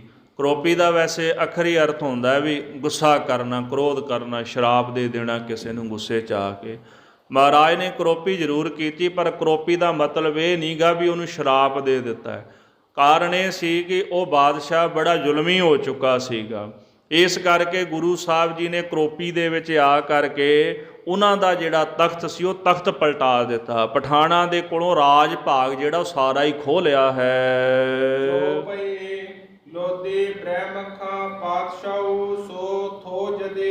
ਜਿਹੜਾ ਬ੍ਰਹਮ ਖਾਨ ਲੋਧੀ ਸੀਗਾ ਉਸ ਸਮੇਂ ਉਹ ਦਿੱਲੀ ਦਾ ਰਾਜਾ ਸੀ, ਬਾਦਸ਼ਾਹ ਸੀ ਜਿਹੜਾ ਉੱਥੇ ਰਾਜ ਕਰਦਾ ਹੈ। ਇਹ ਜਾਣ ਲਓ ਕਿ ਉਸ ਸਮੇਂ ਉਹਦਾ ਮਾੜਾ ਵਕਤ ਆ ਗਿਆ, ਉਹਦਾ ਕਾਲ ਦਾ ਸਮਾਂ ਆ ਗਿਆ ਹੈ। ਉਹਨੇ ਕੀ ਕੀਤਾ, ਉੱਥੇ ਜਿੰਨੇ ਵੀ ਸਿੱਧ ਸਾਧੂ ਪੀਰ ਫਕੀਰ ਬੰਦਗੀ ਕਰਨ ਵਾਲੇ ਸਨ ਸਾਰਿਆਂ ਨੂੰ ਗ੍ਰਿਫਤਾਰ ਕਰ ਲਿਆ। ਸਿਪਾਹੀ ਭੇਜ ਦਿੱਤੇ, ਜਾਓ ਜਿੰਨੇ ਵੀ ਹਨ ਸਾਰਿਆਂ ਨੂੰ ਪਕੜ ਕੇ ਲੈ ਕੇ ਆਓ। ਉਹਨਾਂ ਨੂੰ ਚੱਕੀ ਦੇ ਕੇ ਬਿਠਾ ਦਿੱਤਾ ਵੀ ਇੱਥੇ ਬੈਠੋ ਤੇ ਸਵਾ ਸਵਾ ਮਣ ਪੀਸਣ ਪੀਸੋ, ਹਰ ਰੋਜ਼ ਬਹਿ ਕੇ ਇੱਥੇ ਚੱਕੀ ਪੀਸਿਆ ਕਰੋ, ਆਟਾ ਪੀ ਪੀ ਕੇ ਸਾਨੂੰ ਦੇਣਾ ਕਰੋ। ਦੁਨੀਆ ਤੁਮ ਚੋ ਝੂਠੇ ਲੁੱਟ ਖਾਏ। ਤੁਸੀਂ ਉਹ ਝੂਠੇ, ਤੁਸੀਂ ਸਾਰੀ ਦੁਨੀਆ ਲੁੱਟ ਕੇ ਖਾ ਗਏ। ਕੋਈ ਸਿੱਧ ਬਣ ਗਿਆ, ਕੋਈ ਪੀਰ ਬਣ ਗਿਆ, ਕੋਈ ਫਕੀਰ ਬਣ ਗਿਆ, ਅੱਧੀ ਦੁਨੀਆ ਤਾਂ ਤੁਸੀਂ ਲੁੱਟ ਕੇ ਖਾ ਗਏ ਹੋ। ਨਹਿ ਕਰਮਾਤ ਕਿਨ ਹਮੈ ਦਿਖਾਏ। ਪਰ ਤੁਹਾਡੇ ਵਿੱਚੋਂ ਕਿਸੇ ਨੇ ਕਰਾਮਾਤ ਨਹੀਂ ਵਿਖਾਈ। ਜਦੋਂ ਆਪਾਂ ਸ੍ਰੀ ਗੁਰਪ੍ਰਤਾਪ ਸੂਰਜ ਗ੍ਰੰਥ ਪੜ੍ਹਦੇ ਹਾਂ ਕਿ ਜਦੋਂ ਗੁਰੂ ਸਾਹਿਬ ਦੇ ਨਾਲ ਨਾਲ ਰਾਜਿਆਂ ਦੀ, ਬਾਦਸ਼ਾਹਾਂ ਦੀ ਕਥਾ ਚੱਲਦੀ ਹੈ ਨਾ, ਕਰੀਬਨ ਹਰ ਇੱਕ ਬਾਦਸ਼ਾਹ ਗੁਰੂ ਸਾਹਿਬ ਤੋਂ ਇਹੀ ਚਾਹੁੰਦਾ ਸੀ ਵੀ ਸਾਨੂੰ ਕਰਾਮਾਤ ਵਿਖਾਉਣ, ਵੀ ਦੱਸਣ ਵੀ ਅਸੀਂ ਕਰਾਮਾਤੀਆਂ। ਉਹ ਕਰਾਮਾਤ ਵੇਖਣਾ ਚਾਹੁੰਦੇ ਸੀ। ਗੁਰੂ ਹਰਿਰਾਏ ਸਾਹਿਬ ਮਹਾਰਾਜ ਸੱਚੇ ਪਾਤਸ਼ਾਹ ਨੇ ਤਾਂ ਹੀ ਤਾਂ ਬਾਬੇ ਰਾਮ ਰਾਏ ਨੂੰ ਭੇਜਿਆ। ਉਹਨਾਂ ਨੇ ਜਾ ਕੇ ਕਰਾਮਾਤਾਂ ਵਿਖਾਈਆਂ ਉੱਥੇ, ਉਹ ਇਹੀ ਤਾਂ ਵੇਖਣਾ ਚਾਹੁੰਦੇ ਸਨ। ਇਸ ਤਰ੍ਹਾਂ ਜਿਹੜਾ ਇਹ ਬ੍ਰਹਮ ਖਾਨ ਸੀਗਾ, ਇਹ ਵੀ ਕਹਿੰਦਾ ਵੀ ਤੁਸੀਂ ਦੁਨੀਆ ਲੁੱਟ ਕੇ ਖਾ ਗਏ, ਤੁਸੀਂ ਅੱਜ ਤੱਕ ਕੋਈ ਕਰਾਮਾਤ ਨਹੀਂ ਸਾਨੂੰ ਦਿਖਾਈ। ਮੁਸਲਮਾਨ ਹਿੰਦੂਆਂ ਕਹਿਓ। ਤੇ ਇਸੇ ਪ੍ਰਕਾਰ ਹੀ ਕਹਿੰਦੇ ਨਾ ਹੀ ਤੁਸੀਂ ਕਦੇ ਹਿੰਦੂਆਂ ਨੂੰ ਮੁਸਲਮਾਨ ਬਣਾਇਆ ਹੈ। ਜੋਗ ਛਡਾਵਨ ਹੈ ਤੁਹੀ ਆਇਓ। ਹੁਣ ਉੱਥੇ ਜਿੰਨੇ ਵੀ ਸਿੱਧ ਪੀਰ ਆਦਿਕ ਸਨ, ਉਹਨਾਂ ਨੇ ਗੁਰੂ ਸਾਹਿਬ ਦੀ ਮਹਿਮਾ ਸੁਣੀ ਸੀ ਤੇ ਉਹ ਸਾਰੇ ਜਾਣੇ ਇਕੱਠੇ ਰਲ ਕੇ ਅਰਦਾਸਾਂ ਕਰਦੇ ਨੇ, ਹੇ ਗੁਰੂ ਨਾਨਕ ਸਾਹਿਬ ਜੀ ਮਹਾਰਾਜ, ਇੱਕ ਤੁਸੀਂ ਹੀ ਹੋ ਜਿਹੜੇ ਸਾਨੂੰ ਇੱਥੋਂ ਛੁਡਾ ਸਕਦੇ ਹੋ। ਤੁਝਹੀ ਕੋ ਹੈ ਬਿਰਦ ਕੀ ਲਾਜ। ਸਤਿਗੁਰੂ ਤੁਹਾਨੂੰ ਹੀ ਬਿਰਧ ਬਾਣੀ ਦੀ ਲਾਜ ਹੈ। ਆਪ ਜੀ ਕਿਰਪਾ ਕਰੋ, ਆਪਣੇ ਬਿਰਧ ਦੀ ਲਾਜ ਰੱਖੋ। ਤੂੰ ਹੀ ਹੈ ਭੇਖ ਰਖਨੇ ਬਾਜ। ਸਤਿਗੁਰੂ ਸਾਰੇ ਭੇਖਾਂ ਨੂੰ ਤੁਸੀਂ ਆਪ ਰੱਖਣ ਵਾਲੇ ਹੋ, ਭਾਵ ਸਾਰਿਆਂ ਦੇ ਉੱਤੇ ਤੁਸੀਂ ਪਰਦਾ ਪਾਉਣ ਵਾਲੇ ਹੋ। ਸਭ ਸੂਰਨ ਕੇ ਦਲ ਨਹਿ ਹੋਏ। ਕਹਿੰਦੇ ਹਨ ਜਿੱਥੇ ਫੌਜ ਹੋਵੇ ਨਾ, ਤੇ ਫੌਜ ਦੇ ਵਿੱਚ ਸਾਰੇ ਸੂਰਮੇ ਨਹੀਂ ਹੁੰਦੇ, ਕੁਝ ਪਿੱਛੇ ਭੱਜਣ ਵਾਲੇ ਵੀ ਹੁੰਦੇ ਨੇ, ਵੀ ਕੋਈ ਮੌਕਾ ਮਿਲੇ ਤੇ ਮੈਦਾਨੇ ਜੰਗ ਚੋਂ ਦੌੜ ਜਾਈਏ। ਜੇ ਇੱਕ ਸੂਰਮਿਆਂ ਦਾ ਫੌਜ ਦਾ ਭਾਰੀ ਦਲ ਹੈ ਤੇ ਸਾਰੇ ਉਹਦੇ ਵਿੱਚ ਸੂਰਮੇ ਨਹੀਂ ਹੁੰਦੇ। ਸ਼ੇਰ ਝਾਲ ਮਨ ਏਕੋ ਕੋਏ। ਤੇ ਜਿਹੜੇ ਬੇਲੇ ਹੁੰਦੇ ਨੇ ਨਾ, ਝੱਲਾਂ ਹੁੰਦੀਆਂ ਨੇ, ਉਹਨਾਂ ਵਿੱਚ ਇੱਕੋ ਹੀ ਸ਼ੇਰ ਹੁੰਦਾ ਹੈ। ਤੇ ਇਸੇ ਪ੍ਰਕਾਰ ਕੋਈ ਵੱਡਾ ਦਲ ਹੋਵੇ ਤੇ ਸੂਰਮਾ ਉਹਦੇ ਵਿੱਚ ਇੱਕੋ ਹੀ ਹੁੰਦਾ ਹੈ। ਤੋ ਸਤਿਗੁਰ ਹਸ ਉਨ ਕਹਿਓ, ਤੁਮ ਸਭ ਕਰਨੈ ਜੋਗ। ਇਸ ਤਰ੍ਹਾਂ ਜਦੋਂ ਉਹਨਾਂ ਨੇ ਅਰਦਾਸ ਬੇਨਤੀਆਂ ਕੀਤੀਆਂ ਗੁਰੂ ਸਾਹਿਬ ਦੇ ਚਰਨਾਂ ਵਿੱਚ, ਤੇ ਹਜ਼ੂਰ ਜੀ ਉਹਨਾਂ ਨੂੰ ਆਪ ਹੀ ਹੱਸ ਕੇ ਕਹਿਣ ਲੱਗੇ, ਭਾਈ ਤੁਸੀਂ ਤਾਂ ਆਪ ਹੀ ਸਾਰਾ ਕੁਝ ਕਰਨ ਯੋਗ ਹੋ, ਤੁਸੀਂ ਸਾਡੇ ਕੋਲ ਅਰਦਾਸਾਂ ਕਰਦੇ ਹੋ ਵੀ ਤੁਸੀਂ ਕਿਰਪਾ ਕਰੋ, ਤੁਹਾਡੇ ਕੋਲ ਵੀ ਤਾਂ ਸਮਰੱਥਾ ਹੈ, ਵਾਹਿਗੁਰੂ ਨੇ ਤੁਹਾਨੂੰ ਵੀ ਤਾਕਤ ਦਿੱਤੀ ਹੈ। ਅਬ ਕੋ ਜਸ ਤੁਮ ਦੇਤ ਹੋ, ਕੱਲ ਕੋ ਸਭ ਭਲ ਹੋਗ। ਹਜ਼ੂਰ ਕਹਿੰਦੇ ਤੁਸੀਂ ਸਾਨੂੰ ਜਸ ਦੇਣਾ ਚਾਹੁੰਦੇ ਹੋ ਵੀ ਮਹਾਰਾਜ ਤੁਸੀਂ ਸਾਨੂੰ ਇੱਥੋਂ ਛੁਡਾ ਲਓ। ਹਜ਼ੂਰ ਕਹਿੰਦੇ ਕੋਈ ਨਹੀਂ ਭਾਈ, ਕੱਲ ਨੂੰ ਸਾਰਿਆਂ ਦਾ ਹੀ ਭਲਾ ਹੋ ਜਾਣਾ, ਤੁਹਾਡਾ ਪਾਰ ਉਤਾਰਾ ਹੋ ਜਾਣਾ ਹੈ। ਜੋ ਪਈ ਸਭ ਸੰਤਨ ਨਿਜ ਚੱਕੀ ਚਲਾਏ। ਜਦੋਂ ਗੁਰੂ ਸਾਹਿਬ ਜੀ ਨੂੰ ਗ੍ਰਿਫਤਾਰ ਕੀਤਾ ਗਿਆ ਬਾਦਸ਼ਾਹ ਵੱਲੋਂ, ਭਾਵਾਂ ਕਿ ਭਾਈ ਸੰਤੋਖ ਸਿੰਘ ਜੀ ਦਾ ਜਦੋਂ ਜ਼ਿਕਰ ਪੜ੍ਹੀਏ ਜਾਂ ਕੁਝ ਗ੍ਰੰਥ ਇਹ ਵੀ ਪੜ੍ਹਨ ਨੂੰ ਮਿਲੇ ਨੇ ਕਿ ਬਾਬਰ ਨੇ ਮਹਾਰਾਜ ਨੂੰ ਗ੍ਰਿਫਤਾਰ ਕੀਤਾ, ਪਰ ਇੱਥੇ ਜਿਹੜਾ ਜ਼ਿਕਰ ਕੀਤਾ ਗਿਆ ਉਹ ਬ੍ਰਹਮ ਖਾਨ ਲੋਧੀ ਦਾ ਜ਼ਿਕਰ ਕੀਤਾ ਗਿਆ। ਉਹਨੇ ਮਹਾਂਪੁਰਸ਼ ਕੈਦ ਕੀਤੇ ਹੋਏ ਸਨ ਤੇ ਉਹਨਾਂ ਨੂੰ ਚੱਕੀਆਂ ਦਿੱਤੀਆਂ ਸਨ। ਪਰ ਜਦੋਂ ਗੁਰੂ ਸਾਹਿਬ ਦਿੱਲੀ ਵਿਖੇ ਗਏ ਤੇ ਬ੍ਰਹਮ ਖਾਨ ਨੇ ਮਹਾਰਾਜ ਨੂੰ ਗ੍ਰਿਫਤਾਰ ਕਰ ਲਿਆ ਵੀ ਤੂੰ ਵੀ ਉਹਨਾਂ ਦੇ ਵਿੱਚ ਇੱਕ ਹੈ, ਤੂੰ ਵੀ ਇੱਧਰ ਆ। ਗੁਰੂ ਸਾਹਿਬ ਨੂੰ ਗ੍ਰਿਫਤਾਰ ਕਰਕੇ ਉੱਥੇ ਰੱਖਿਆ ਗਿਆ ਜਿੱਥੇ ਉਹ ਸਾਰੇ ਸਨ। ਤੇ ਕਹਿੰਦੇ ਜਿੰਨੀਆਂ ਵੀ ਉਹ ਚੱਕੀਆਂ ਸਨ ਨਾ, ਜਦੋਂ ਮਹਾਰਾਜ ਨੇ ਉੱਥੇ ਚਰਨ ਪਾਏ ਤੇ ਉਹ ਸਾਰੀਆਂ ਚੱਕੀਆਂ ਆਪੇ ਹੀ ਚੱਲਣ ਲੱਗ ਪਈਆਂ, ਕਿਸੇ ਨੂੰ ਹੱਥ ਲਾਉਣ ਦੀ ਜ਼ਰੂਰਤ ਨਹੀਂ ਪਈ, ਉਹ ਚੱਕੀਆਂ ਆਪੇ ਹੀ ਚੱਲਣ ਲੱਗ ਪਈਆਂ ਹਨ। ਸਿਰ ਕੋ ਟੋਕਰੀ ਉੱਚੀ ਦਿਖਾਏ। ਤੇ ਫਿਰ ਕਹਿੰਦੇ ਗੁਰੂ ਸਾਹਿਬ ਜੀ ਦੇ ਸੀਸ ਤੇ ਉਹਨਾਂ ਨੇ ਭਰੀ ਹੋਈ ਟੋਕਰੀ ਚੁਕਾ ਦਿੱਤੀ ਵੀ ਚੁੱਕ ਕੇ ਲੈ ਕੇ ਜਾਓ। ਤੇ ਗੁਰੂ ਸਾਹਿਬ ਜੀ ਕਹਿੰਦੇ ਜਦੋਂ ਤੁਰਨ ਲੱਗੇ ਤੇ ਮਹਾਰਾਜ ਨੇ ਟੋਕਰੀ ਨੂੰ ਹੱਥ ਨਹੀਂ ਲਾਇਆ, ਉਹ ਸਿਰ ਤੋਂ ਨਾ 1.5 ਗਿੱਠ ਉੱਚੀ ਟੋਕਰੀ, ਜਿਉਂ-ਜਿਉਂ ਮਹਾਰਾਜ ਤੁਰੀ ਜਾਣ ਤੇ ਉਹ 1.5 ਗਿੱਠ ਉੱਚੀ ਰਹੇ ਸਿਰ ਤੋਂ, ਸੀਸ ਨਾਲ ਨਹੀਂ ਲੱਗੀ ਮਹਾਰਾਜ ਦੇ। ਤੇ ਇਹ ਵੀ ਜ਼ਿਕਰ ਆਉਂਦਾ, ਭਾਈ ਸੰਤੋਖ ਸਿੰਘ ਲਿਖਦੇ ਵੀ ਉਹਨਾਂ ਕੋਲ ਨਾ ਅੜਬ ਘੋੜਾ ਸੀਗਾ। ਜਦੋਂ ਮਹਾਰਾਜ ਨੂੰ ਉਹਨਾਂ ਨੇ ਗ੍ਰਿਫਤਾਰ ਕੀਤਾ ਨਾ, ਲੈ ਕੇ ਗਏ ਜੇਲ੍ਹ ਦੇ ਵਿੱਚ, ਤੇ ਉਹਨਾਂ ਨੇ ਮਰਦਾਨੇ ਨੂੰ ਅਰਬ ਘੋੜਾ ਪਕੜਾ ਦਿੱਤਾ ਤੇ ਮਹਾਰਾਜ ਨੂੰ ਟੋਕਰੀ ਚੁਕਾ ਦਿੱਤੀ। ਹੁਣ ਟੋਕਰੀ ਤਾਂ ਜਿਹੜੀ ਸੀ ਗਿੱਠ ਸਵਾ ਗਿੱਠ ਉੱਪਰ ਹੋ ਗਈ, ਸੀਸ ਨਾਲ ਨਹੀਂ ਲੱਗੀ। ਤੇ ਜਿਹੜਾ ਉਹ ਅੜਬ ਘੋੜਾ ਸੀਗਾ, ਜਦੋਂ ਭਾਈ ਮਰਦਾਨੇ ਨੂੰ ਪਕੜਾਇਆ, ਉਹ ਕਹਿੰਦੇ ਮਹਾਰਾਜ ਇਹ ਤਾਂ ਮੇਰੇ ਕੋਲ ਸੰਭਲਣਾ ਨਹੀਂ। ਗੁਰੂ ਸਾਹਿਬ ਕਹਿੰਦੇ ਫਿਕਰ ਨਾ ਕਰ, ਇਹਨੇ ਆਪੇ ਤੇਰੇ ਪਿੱਛੇ ਤੁਰਿਆ ਹੋਣਾ। ਉਹ ਘੋੜਾ ਆਪੇ ਹੀ ਮਹਾਰਾਜ ਦੇ ਭਾਈ ਮਰਦਾਨੇ ਦੇ ਨਾਲ ਨਾਲ ਤੁਰਿਆ ਆਇਆ। ਇਹ ਕੌਤਕ ਗੁਰੂ ਸਾਹਿਬ ਜੀ ਨੇ ਉੱਥੇ ਕਹਿੰਦੇ ਵਰਤਾਏ। ਤੇ ਉੱਥੇ ਜੇਲ੍ਹ ਵਿੱਚ ਪਈਆਂ ਹੋਈਆਂ ਚੱਕੀਆਂ ਵੀ ਸਤ ਕਰਤਾਰ ਹੀ ਬੋਲਦੀਆਂ ਨੇ। ਇਹੋ ਜੀ ਕਲਾ ਮੇਰੇ ਸਤਿਗੁਰੂ ਜੀ ਨੇ ਉੱਥੇ ਵਰਤਾ ਦਿੱਤੀ ਹੈ। ਪੜਦਾ ਸਭ ਭੇਗ ਪਰ ਪਾਏ। ਇਸ ਤਰ੍ਹਾਂ ਜਿੰਨੇ ਵੀ ਉੱਥੇ ਮਹਾਂਪੁਰਸ਼ ਗ੍ਰਿਫਤਾਰ ਕੀਤੇ ਗਏ ਸਨ, ਉਹਨਾਂ ਸਾਰਿਆਂ ਦੇ ਉੱਪਰ ਗੁਰੂ ਸਾਹਿਬ ਜੀ ਨੇ ਪਰਦਾ ਪਾ ਕੇ ਉਹਨਾਂ ਨੂੰ ਰੱਖ ਲਿਆ, ਉਹਨਾਂ ਦੀ ਲਾਜ ਰੱਖ ਲਈ ਹੈ। ਸਤਿਗੁਰ ਅਦਿਕ ਭਇਓ ਜਸ ਪਾਏ। ਇਸ ਪ੍ਰਕਾਰ ਸਤਿਗੁਰੂ ਮਹਾਰਾਜ ਜੀ ਦਾ ਉੱਥੇ ਬਹੁਤ ਜ਼ਿਆਦਾ ਜਸ ਹੋਣ ਲੱਗਾ, ਮਹਿਮਾ ਹੋਣ ਲੱਗੀ ਹੈ। ਦੋਹਰਾ ਮਯੋ ਹਾਥੀ ਹਤਬਾਨ ਕੋ ਸ੍ਰੀ ਸਤਿਗੁਰੂ ਦਇਓ ਉਠਾਏ। ਉੱਥੇ ਇੱਕ ਬਾਗ ਸੀਗਾ ਬਾਦਸ਼ਾਹ ਦਾ, ਉਸ ਬਾਗ ਵਿੱਚ ਗੁਰੂ ਨਾਨਕ ਸਾਹਿਬ ਜੀ ਮਹਾਰਾਜ ਗਏ। ਇੱਕ ਹਾਥੀ ਸੀ ਤੇ ਜਿਹੜਾ ਮਹਾਵਤ ਸੀ, ਹਥਵਾਨ ਸੀਗਾ, ਉਹਦਾ ਹਾਥੀ ਉੱਥੇ ਮਰ ਗਿਆ। ਉੱਥੇ ਬੈਠਾ ਹੋਇਆ ਰੋ ਰਿਹਾ ਸੀ ਵੀ ਮੇਰਾ ਹਾਥੀ ਮਰ ਗਿਆ। ਤੇ ਗੁਰੂ ਨਾਨਕ ਸਾਹਿਬ ਜੀ ਮਹਾਰਾਜ ਉਹਦੇ ਪਾਸ ਗਏ। ਪਹਿਲਾਂ ਉੱਥੇ ਇਹ ਕੌਤਕ ਵਰਤਿਆ ਵੀ ਉਹ ਬਾਗ ਸੁੱਕਾ ਸੀਗਾ। ਜਦੋਂ ਬਾਗ ਵਿੱਚ ਚਰਨ ਪਾਏ ਤੇ ਬਾਗ ਹਰਾ ਭਰਾ ਹੋ ਗਿਆ।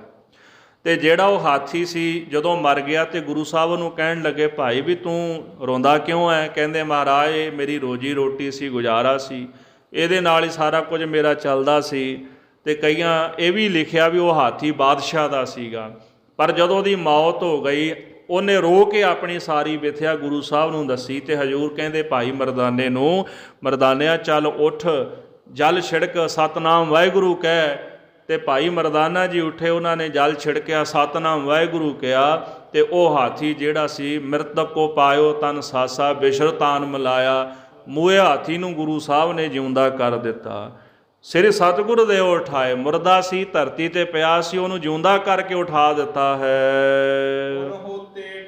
ਸੰਤਨ ਕਰੇ ਦਇਆ ਗੁਰ ਤਾਹੇ। ਹੁਣ ਕੋਈ ਸਵਾਲ ਕਰੇ ਵੀ ਉਹ ਹਥਵਾਨ ਤੇ ਕਿਉਂ ਕਿਰਪਾ ਕੀਤੀ ਮਹਾਰਾਜ ਨੇ ਵੀ ਇੰਨੇ ਤੋਠੀ ਪਏ ਵੀ ਹਾਥੀ ਜਿਉਂਦਾ ਕਰ ਦਿੱਤਾ? ਕਹਿੰਦੇ ਉਹ ਜਿਹੜਾ ਹਥਵਾਨ ਮਹਾਵਤ ਸੀ, ਉਹਨੇ ਪਹਿਲਾਂ ਸੰਤਾਂ ਦੀ ਟਹਿਲ ਸੇਵਾ ਕੀਤੀ ਸੀ, ਉਹ ਮਹਾਂਪੁਰਖਾਂ ਦੀ ਸੇਵਾ ਕਰਦਾ ਸੀ। ਇਸ ਕਰਕੇ ਉਹਦੇ ਉੱਤੇ ਪਾਤਸ਼ਾਹ ਨੇ ਬੜੀ ਦਇਆ ਮਿਹਰਾਮਤ ਕਰ ਦਿੱਤੀ ਹੈ।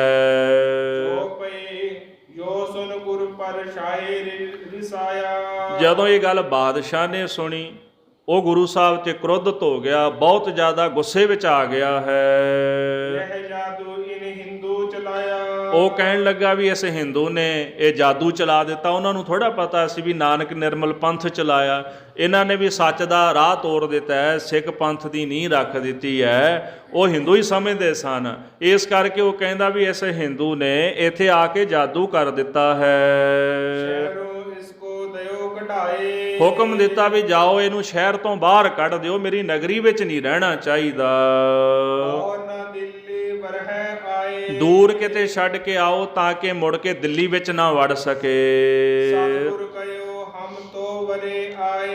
ਗੁਰੂ ਸਾਹਿਬ ਕਹਿਣ ਲੱਗੇ ਤੂੰ ਸਾਨੂੰ ਦਿੱਲੀ ਚੋਂ ਬਾਹਰ ਕੱਢਣਾ ਚਾਹੁੰਦਾ ਸੀ ਤਾਂ ਫਿਰ ਆ ਜਾਣਾ ਇੱਥੇ, ਤੈਨੂੰ ਫਿਕਰ ਕਰਨ ਦੀ ਲੋੜ ਨਹੀਂ। ਤੂੰ ਸਾਨੂੰ ਦਿੱਲੀ ਚੋਂ ਬਾਹਰ ਕੱਢਣਾ ਚਾਹੁੰਦਾ, ਅਸੀਂ ਦੁਬਾਰਾ ਮੁੜ ਕੇ ਫਿਰ ਦਿੱਲੀ ਵਿੱਚ ਆਵਾਂਗੇ। ਇੱਥੇ ਤਾਂ ਦਿੱਲੀ ਦਾ ਪਾਤਸ਼ਾਹ ਵੀ ਤਖਤ ਤੇ ਬਿਠਾਵਾਂਗੇ। ਵੇਖੋ ਗੁਰੂ ਹਰਗੋਬਿੰਦ ਸਾਹਿਬ ਜੀ ਮਹਾਰਾਜ ਦਿੱਲੀ ਗਏ ਸਨ, ਗੁਰੂ ਹਰਕ੍ਰਿਸ਼ਨ ਸਾਹਿਬ ਜੀ ਗਏ, 9ਵੇਂ ਪਾਤਸ਼ਾਹ ਜੀ ਦਿੱਲੀ ਵਿਖੇ ਚਰਨ ਪਾਉਂਦੇ ਨੇ। ਤੇ ਗੁਰਮੁਖੋ 10ਵੇਂ ਪਾਤਸ਼ਾਹ ਉਹਨਾਂ ਨੇ ਆਪ ਤਖਤ ਤੇ ਬਹਾਦਰ ਸ਼ਾਹ ਨੂੰ ਬਿਠਾਇਆ। ਗੁਰੂ ਨਾਨਕ ਸਾਹਿਬ ਨੇ ਬਾਬਰ ਨੂੰ ਰਾਜ ਦਿੱਤਾ ਤੇ 10ਵੇਂ ਪਾਤਸ਼ਾਹ ਨੇ ਬਹਾਦਰ ਸ਼ਾਹ ਨੂੰ ਰਾਜ ਦੇ ਕੇ ਉਹਨੂੰ ਤਖਤ ਤੇ ਬਿਠਾਇਆ। ਉਹ ਕਹਿੰਦਾ ਮੈਂ ਤੁਹਾਨੂੰ ਦਿੱਲੀ ਚੋਂ ਬਾਹਰ ਕੱਢਣ ਲੱਗਾ, ਜਾਓ ਦੂਰ ਛੱਡ ਕੇ ਆਓ, ਕਿਤੇ ਦੁਬਾਰਾ ਨਾ ਵੜ ਜਾਇਓ। ਗੁਰੂ ਸਾਹਿਬ ਜੀ ਕਹਿੰਦੇ ਦੁਬਾਰਾ ਆਵਾਂਗੇ ਤੇ ਬਾਦਸ਼ਾਹ ਨੂੰ ਵੀ ਤਖਤ ਤੇ ਬਿਠਾਵਾਂਗੇ ਤੇ ਫਿਰ ਦਿੱਲੀ ਦੇ ਉੱਤੇ ਗੁਰੂ ਖਾਲਸੇ ਦੀ ਫੌਜ ਵੀ ਚੜ੍ਹ ਕੇ ਆਏਗੀ ਤੇ ਦਿੱਲੀ ਤੇ ਰਾਜ ਵੀ ਕਰੇਗੀ। ਇਹ ਬਚਨ ਗੁਰੂ ਨਾਨਕ ਸਾਹਿਬ ਜੀ ਉੱਥੇ ਕਰਕੇ ਗਏ ਹਨ। ਇਸ ਪ੍ਰਕਾਰ ਹਜ਼ੂਰ ਕਹਿੰਦੇ ਨੇ ਵੀ ਤੂੰ ਬੋਲ ਰਿਹਾ ਨਾ ਵੀ ਜਾਓ ਇਹਨਾਂ ਨੂੰ ਬਾਹਰ ਕੱਢ ਕੇ ਆਓ ਇੱਥੋਂ, ਇਹ ਤੂੰ ਨਹੀਂ ਬੋਲ ਰਿਹਾ, ਅਸਲ ਵਿੱਚ ਜਿਹੜਾ ਕਾਲ ਹੈ ਨਾ ਉਹ ਤੇਰੇ ਸਿਰ ਤੇ ਚੜ੍ਹ ਕੇ ਬੋਲ ਰਿਹਾ ਹੈ। 1878 ਸਾਲ ਇਸੇ ਪ੍ਰਕਾਰ ਕਹਿੰਦੇ ਨੇ ਵੀ 1878, ਵੈਸੇ ਇੱਥੇ ਸੰਮਤ ਜਿਹੜਾ 1500 ਕਰੀਬਨ 78 ਚਾਹੀਦਾ ਸੀਗਾ ਤੇ 1521 ਕੋ ਈਸਵੀ ਦਾ ਸਮਾਂ ਜਿਹੜਾ ਉਹ ਬਣ ਜਾਂਦਾ ਹੈ। ਇਸ ਪ੍ਰਕਾਰ ਕਹਿੰਦੇ ਵੀ ਇਹ ਜਿਹੜਾ ਸੰਮਤ ਹੈ, ਇਸ ਸੰਮਤ ਵਿੱਚ ਗੁਰੂ ਨਾਨਕ ਸਾਹਿਬ ਜੀ ਉੱਥੇ ਗਏ ਸਨ। ਦੋਹਰਾ ਦਾਈ ਫਿਟਕ ਸ੍ਰੀ ਗੁਰੂ ਉਸ ਭਈ ਪਾਏ ਉਸ ਮਾਰ। ਜਦੋਂ ਸਤਿਗੁਰਾਂ ਨੇ ਇਸ ਤਰ੍ਹਾਂ ਦੇ ਬਚਨ ਕੀਤੇ, ਉਹਨੂੰ ਫਟਕਾਰ ਮਾਰੀ, ਤੇ ਉਹ ਜਿਹੜਾ ਬ੍ਰਹਮ ਖਾਂ ਲੋਧੀ ਬਾਦਸ਼ਾਹ ਜਿਹੜਾ ਸੀਗਾ, ਤੇ ਕਹਿੰਦੇ ਵੀ ਉਹਨੂੰ ਬਾਏ ਦੀ ਮਾਰ ਪੈ ਗਈ, ਭਾਵ ਮਸਤਾਨਾ ਹੋ ਗਿਆ, ਕਮਲਾ ਪਾਗਲ ਹੋ ਗਿਆ ਹੈ। ਤਬ ਦਿੱਲੀ ਚੁੱਗ ਤੇ ਲਈ ਸਿੱਖੀ ਬਾਬੇ ਧਾਰ। ਫਿਰ ਚੁਗੱਤਾ ਆ ਗਿਆ, ਭਾਵ ਬਾਬਰ ਆ ਗਿਆ, ਤੇ ਬਾਬਰ ਨੇ ਆ ਕੇ ਦਿੱਲੀ ਲੈ ਲਈ। ਗੁਰੂ ਨਾਨਕ ਸਾਹਿਬ ਨੇ ਬਚਨ ਕੀਤਾ ਤੇ ਬਾਬਰ ਸਿੱਖ ਬਣ ਗਿਆ, ਕਿਉਂਕਿ ਏਮਨਾਬਾਦ ਦੀ ਕਥਾ ਆਪਾਂ ਸੁਣ ਚੁੱਕੇ ਹਾਂ। ਉੱਥੇ ਗੁਰੂ ਸਾਹਿਬ ਨਾਲ ਬਾਬਰ ਦਾ ਮੇਲ ਹੋਇਆ, ਉਹਨੂੰ ਰਾਜ ਦਿੱਤਾ, ਉਹ ਸਿੱਖ ਬਣ ਗਿਆ, ਭਾਵਨਾ ਦੇ ਵਿੱਚ ਆ ਗਿਆ ਤੇ ਨਿਭ ਕੇ ਰਾਜ ਲੈ ਗਿਆ ਗੁਰੂ ਸਾਹਿਬ ਕੋਲੋਂ। ਇਸ ਤਰ੍ਹਾਂ ਜਿਹੜੀ ਦਿੱਲੀ ਸੀਗੀ ਉਹ ਬ੍ਰਹਮ ਖਾਂ ਲੋਧੀ ਦੇ ਕੋਲੋਂ ਆ ਕਰਕੇ ਬਾਬਰ ਨੇ ਖੋਹ ਲਈ। ਉੱਥੋਂ ਦਾ ਰਾਜ ਭਾਗ ਜਿਹੜਾ ਸੀਗਾ ਉਹ ਆਪਣੇ ਹੱਥ ਵੱਸ ਦੇ ਵਿੱਚ ਕਰ ਲਿਆ, ਤੇ ਇਸ ਪ੍ਰਕਾਰ ਉਹਨਾਂ ਕੋਲੋਂ ਰਾਜ ਭਾਗ ਖੋਇਆ ਗਿਆ ਹੈ। ਦੋਹਰਾ ਤਬ ਮਾਲੀ ਨੇ ਹਮ ਕਯੋ ਜੈ ਵੀ ਭੇਤ ਸੁਨਾਏ। ਭਾਈ ਰਤਨ ਸਿੰਘ ਜੀ ਕਹਿੰਦੇ ਕੈਪਟਨ ਮਰੀ ਮੈਨੂੰ ਇਹ ਕਹਿਣ ਲੱਗਾ ਕਿ ਹੁਣ ਮੈਨੂੰ ਜਿਹੜਾ ਇਹ ਅਗਲਾ ਭੇਦ ਸੁਣਾਣਾ ਕਰ। ਗੁਰੂ ਨਾਨਕ ਪਾਚੇ ਗੁਰ ਪਏ ਤਿਨ ਕੋ ਦਿਹੋ ਬਤਾਏ। ਗੁਰੂ ਨਾਨਕ ਸਾਹਿਬ ਜੀ ਤੋਂ ਬਾਅਦ ਫਿਰ ਜਿਹੜੇ ਹੋਰ ਗੁਰੂ ਸਾਹਿਬਾਨ ਹੋਏ ਨੇ, ਉਹਨਾਂ ਦਾ ਵੀ ਭੇਦ ਜਿਹੜਾ ਉਹ ਮੈਨੂੰ ਦੱਸਣਾ ਕਰ। ਕਿਹੜੇ ਗੁਰੂ ਸਾਹਿਬ ਤਖਤ ਉੱਤੇ ਬੈਠੇ ਹਨ। ਜੋ ਪਈ ਤਬ ਮੈਂ ਉਸ ਕੋ ਬਿਉਰੋ ਦਿਓ। ਭਾਈ ਰਤਨ ਸਿੰਘ ਜੀ ਕਹਿੰਦੇ ਮੈਂ ਕੈਪਟਨ ਮਰੀ ਨੂੰ ਫਿਰ ਸਾਰਾ ਬਿਉਰਾ ਦੱਸ ਦਿੱਤਾ ਹੈ। ਇਸ ਤਰ੍ਹਾਂ ਸਾਰਾ ਵੇਰਵਾ ਵਿਸਥਾਰ ਦੇ ਨਾਲ ਸਮਝਾ ਦਿੱਤਾ ਹੈ। ਗੁਰੂ ਨਾਨਕ ਪਾਚੇ ਅੰਗਦ ਭਇਓ। ਗੁਰੂ ਨਾਨਕ ਦੇ ਮਹਾਰਾਜ ਸੱਚੇ ਪਾਤਸ਼ਾਹ ਜੀ ਤੋਂ ਬਾਅਦ ਭਾਈ ਲਹਿਣਾ ਸਾਹਿਬ ਨੇ ਸੇਵਾ ਕੀਤੀ ਸਤਿਗੁਰਾਂ ਦੀ, ਤੇ ਗੁਰੂ ਅੰਗਦ ਦੇਵ ਸਾਹਿਬ ਜੀ ਦੇ ਰੂਪ ਵਿੱਚ ਉਹ ਤਖਤ ਤੇ ਬੈਠੇ। ਤਾਤੇ ਅੰਗਦ ਅੰਗ ਸੰਗ ਭਇਓ ਸਾਇਰ ਤਿਨ ਸ਼ਬਦ ਸੁਰਤ ਕੀ ਨੀਵ ਰਖਾਈ। ਨਾ ਸੀ ਭਾਈ ਲਹਿਣਾ ਜੀ, ਪਰ ਗੁਰੂ ਸਾਹਿਬ ਨੇ ਅੰਗਦ ਨਾਮ ਰੱਖਿਆ। ਅੰਗਦ ਦਾ ਭਾਵ ਆਪਣੀ ਗਲਵੱਕੜੀ ਵਿੱਚ ਲਿਆ, ਆਖਿਆ ਅਸੀਂ ਆਪਣੇ ਅੰਗਾਂ ਤੋਂ ਤੁਹਾਨੂੰ ਪ੍ਰਗਟ ਕੀਤਾ। ਅੰਗਦ ਸਾਡੇ ਅੰਗ ਦੇ ਨਾਲ ਲੱਗ ਕੇ ਤੁਸੀਂ ਅੱਜ ਇਸ ਤਰ੍ਹਾਂ ਅਕਾਲ ਪੁਰਖ ਦਾ ਸਰੂਪ ਹੋ ਗਏ ਹੋ। ਇਸ ਤਰ੍ਹਾਂ ਨਾਮ ਅੰਗਦ ਰੱਖ ਕੇ ਉਹਨਾਂ ਨੂੰ ਤਖਤ ਉੱਪਰ ਬਿਰਾਜਮਾਨ ਕਰਾ ਦਿੱਤਾ ਹੈ। ਭਾਈ ਰਤਨ ਸਿੰਘ ਜੀ ਕਹਿੰਦੇ ਹਨ ਕਿ ਜੇ ਗੁਰੂ ਅੰਗਦ ਦੇਵ ਸਾਹਿਬ ਜੀ ਦੀ ਵੀ ਸਾਰੀ ਕਥਾ ਆਪਾਂ ਕਥਨ ਕਰਨ ਲੱਗ ਜਾਈਏ, ਇਹ ਗ੍ਰੰਥ ਬਹੁਤ ਜ਼ਿਆਦਾ ਵੱਧ ਜਾਏਗਾ, ਜਿਹਦਾ ਆਪਾਂ ਅੰਤ ਨਹੀਂ ਪਾ ਸਕਦੇ। ਇਸ ਤਰ੍ਹਾਂ ਗੁਰੂ ਅੰਗਦ ਦੇਵ ਮਹਾਰਾਜ ਜੀ ਤੋਂ ਬਾਅਦ ਧੰਨ ਗੁਰੂ ਅਮਰਦਾਸ ਮਹਾਰਾਜ ਸੱਚੇ ਪਾਤਸ਼ਾਹ ਗੁਰਤਾ ਗੱਦੀ ਉੱਪਰ ਬਿਰਾਜਮਾਨ ਹੋਏ। ਉਹਨਾਂ ਨੇ ਵੀ ਇਸੇ ਪ੍ਰਕਾਰ ਬਜ਼ੁਰਗੀ ਅਵਸਥਾ ਵਿੱਚ ਆ ਕਰਕੇ ਸੇਵਾ ਕੀਤੀ ਗੁਰੂ ਅੰਗਦ ਦੇਵ ਸਾਹਿਬ ਸੱਚੇ ਪਾਤਸ਼ਾਹ ਜੀ ਦੀ, ਤੇ ਫਿਰ ਤਖਤ ਉੱਪਰ ਬਿਰਾਜਮਾਨ ਹੋ ਗਏ ਹਨ। ਫਿਰ ਉਹਨਾਂ ਨੇ ਪਾਤਸ਼ਾਹੀ ਦਾ ਦਾਅਵਾ ਰੱਖਿਆ। ਇਹਦਾ ਭਾਵ ਇਹ ਹੈ, ਇੱਕ ਪਹਿਲਾ ਜਿਹੜਾ ਅਰਥ ਇਹ ਕੀਤਾ ਜਾਂਦਾ ਹੈ ਕਿ ਗੁਰੂ ਸਾਹਿਬ ਨੇ ਆਪ ਸੇਵਾ ਕੀਤੀ। ਭਾਵੇਂ ਪੁੱਤਰ ਸਨ ਨਾ ਗੁਰੂ ਅੰਗਦ ਦੇਵ ਸਾਹਿਬ ਮਹਾਰਾਜ ਦੇ, ਭਾਈ ਦਾਤੂ ਵਰਗੇ ਨੇ ਲੱਤ ਵੀ ਮਾਰੀ, ਦਾਵਾ ਤਾਂ ਉਹ ਰੱਖਦੇ ਸਨ ਵੀ ਸਾਡਾ ਪਿਤਾ ਸੀ ਤੇ ਗੱਦੀ ਵੀ ਸਾਡੀ, ਪਰ ਉਹਨਾਂ ਨੂੰ ਪ੍ਰਾਪਤ ਕੁਝ ਨਾ ਹੋਇਆ। ਤੇ ਜਿਹੜਾ ਪਾਤਸ਼ਾਹੀ ਦਾਵਾ ਉਹ ਗੁਰੂ ਅਮਰਦਾਸ ਜੀ ਰੱਖਦੇ ਸਨ, ਕਿਉਂਕਿ ਉਹਨਾਂ ਨੇ ਧੰਨ ਸ਼੍ਰੀ ਗੁਰੂ ਅੰਗਦ ਦੇਵ ਸਾਹਿਬ ਮਹਾਰਾਜ ਜੀ ਦੀ ਪ੍ਰੇਮ ਨਾਲ ਸੇਵਾ ਕੀਤੀ ਤੇ ਸੇਵਾ ਕਰਕੇ ਗੁਰਤਾ ਗੱਦੀ ਤੇ ਬਿਰਾਜਮਾਨ ਹੋਏ। ਫਿਰ ਜਿਨ੍ਹਾਂ ਨੇ ਗੁਰੂ ਅਮਰਦਾਸ ਮਹਾਰਾਜ ਜੀ ਦੀ ਸੇਵਾ ਕੀਤੀ ਹੈ ਉਹ ਵੀ ਪਾਤਸ਼ਾਹੀ ਦਾਵਾ ਰੱਖਦੇ ਸਨ। ਮਹਾਰਾਜ ਨੇ ਉਹਨਾਂ ਨੂੰ ਪਾਤਸ਼ਾਹ ਬਣਾ ਦਿੱਤਾ, ਤੇ ਉਹ ਵੀ ਅੱਗੋਂ ਫਿਰ ਜਿਹੜਾ ਉਹਨਾਂ ਦੀ ਸੇਵਾ ਕਰਦਾ ਸੀ ਉਹਨਾਂ ਨੂੰ ਵੀ ਅੱਗੋਂ ਪਾਤਸ਼ਾਹੀ ਬਣਾਉਂਦੇ ਸਨ। ਇਸ ਤਰ੍ਹਾਂ ਸਾਧ ਸੰਗਤ ਹਿੰਦੁਸਤਾਨ ਦੇ 22 ਜਿਹੜੇ ਸੂਬੇ ਸਨ ਉਹ ਮਹਾਰਾਜ ਧੰਨ ਗੁਰੂ ਅਮਰਦਾਸ ਮਹਾਰਾਜ ਨੇ ਸਾਰੇ ਨਿਭਾ ਦਿੱਤੇ। ਅਕਬਰ ਬਾਦਸ਼ਾਹ ਬੜਾ ਅਦਬ ਰੱਖਦਾ ਸੀ, ਮਹਾਰਾਜ ਦੇ ਲੰਗਰਾਂ ਦੇ ਵਿੱਚ ਆ ਕੇ ਉਹਨੇ ਪ੍ਰਸ਼ਾਦਾ ਵੀ ਛਕਿਆ। ਇੱਕੋ ਪੰਗਤ ਦੇ ਵਿੱਚ ਬਹਿ ਕੇ, ਜਿਸ ਪੰਗਤ ਵਿੱਚ ਸੰਗਤ ਬੈਠੀ ਸੀ ਉਸੇ ਪੰਗਤ ਵਿੱਚ ਬਹਿ ਕੇ ਉਹਨੇ ਲੰਗਰ ਛਕਿਆ ਨਿਮਰਤਾ ਦੇ ਨਾਲ। ਤੇ ਅਕਬਰ ਦੀ ਨੀਤੀ ਥੋੜ੍ਹੀ ਵੱਖਰੀ ਸੀ ਦੂਜਿਆਂ ਨਾਲੋਂ। ਉਹ ਚਾਹੁੰਦਾ ਸੀ ਵੀ ਸਾਰੇ ਇੱਕੋ ਜਿਹੇ ਨੇ, ਹਰ ਕਿਸੇ ਨੂੰ ਆਪਣੇ ਧਰਮ ਦਾ ਪ੍ਰਚਾਰ ਕਰਨ ਦਾ, ਆਪਣੇ ਧਰਮ ਕਮਾਉਣ ਦਾ ਹੱਕ ਹੈ, ਉਹ ਕਿਸੇ ਨੂੰ ਤੰਗ ਨਹੀਂ ਸੀ ਕਰਦਾ।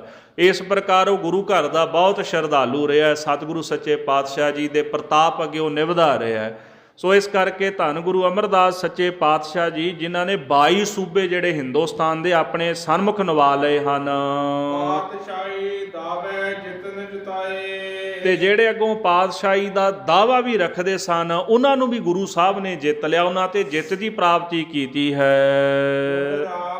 ਆਸ ਪੂਰਨ ਮਤ ਠਈ। ਉਸ ਤੋਂ ਉਪਰੰਤ ਭਾਈ ਸਾਹਿਬ ਭਾਈ ਜੇਠਾ ਜੀ ਜਿਹੜੇ ਸਤਿਗੁਰੂ ਧੰਨ ਸ਼੍ਰੀ ਗੁਰੂ ਅਮਰਦਾਸ ਮਹਾਰਾਜ ਜੀ ਦੀ ਸੇਵਾ ਦੇ ਵਿੱਚ ਆਏ, ਬੜੇ ਪ੍ਰੇਮ ਨਾਲ ਉਹਨਾਂ ਨੇ ਸੇਵਾ ਕੀਤੀ ਤੇ ਫਿਰ ਗੁਰੂ ਰਾਮਦਾਸ ਮਹਾਰਾਜ ਦਾ ਸਰੂਪ ਉਹਨਾਂ ਨੇ ਧਾਰਨ ਕੀਤਾ, ਜਿਨ੍ਹਾਂ ਦੀ ਮਤ ਪੂਰਨ ਸੀ। ਧੰਨ ਧੰਨ ਰਾਮਦਾਸ ਗੁਰ ਜਿਨ ਸਿਰਿਆ ਤਿਨੈ ਸਵਾਰਿਆ, ਪੂਰੀ ਹੋਈ ਕਰਾਮਾਤ। ਇਹ ਪਰਮੇਸ਼ਰ ਦੀ ਪੂਰੇ ਦੀ ਕਰਾਮਾਤ ਸੀ, ਕਲਾ ਸੀ। ਆਪ ਸਿਰਜਣਹਾਰੈ ਧਾਰਿਆ, ਉਸ ਸਿਰਜਣਹਾਰ ਪਰਮੇਸ਼ਰ ਨੇ ਗੁਰੂ ਰਾਮਦਾਸ ਮਹਾਰਾਜ ਦਾ ਸਰੂਪ ਧਾਰਨ ਕੀਤਾ ਸੀਗਾ।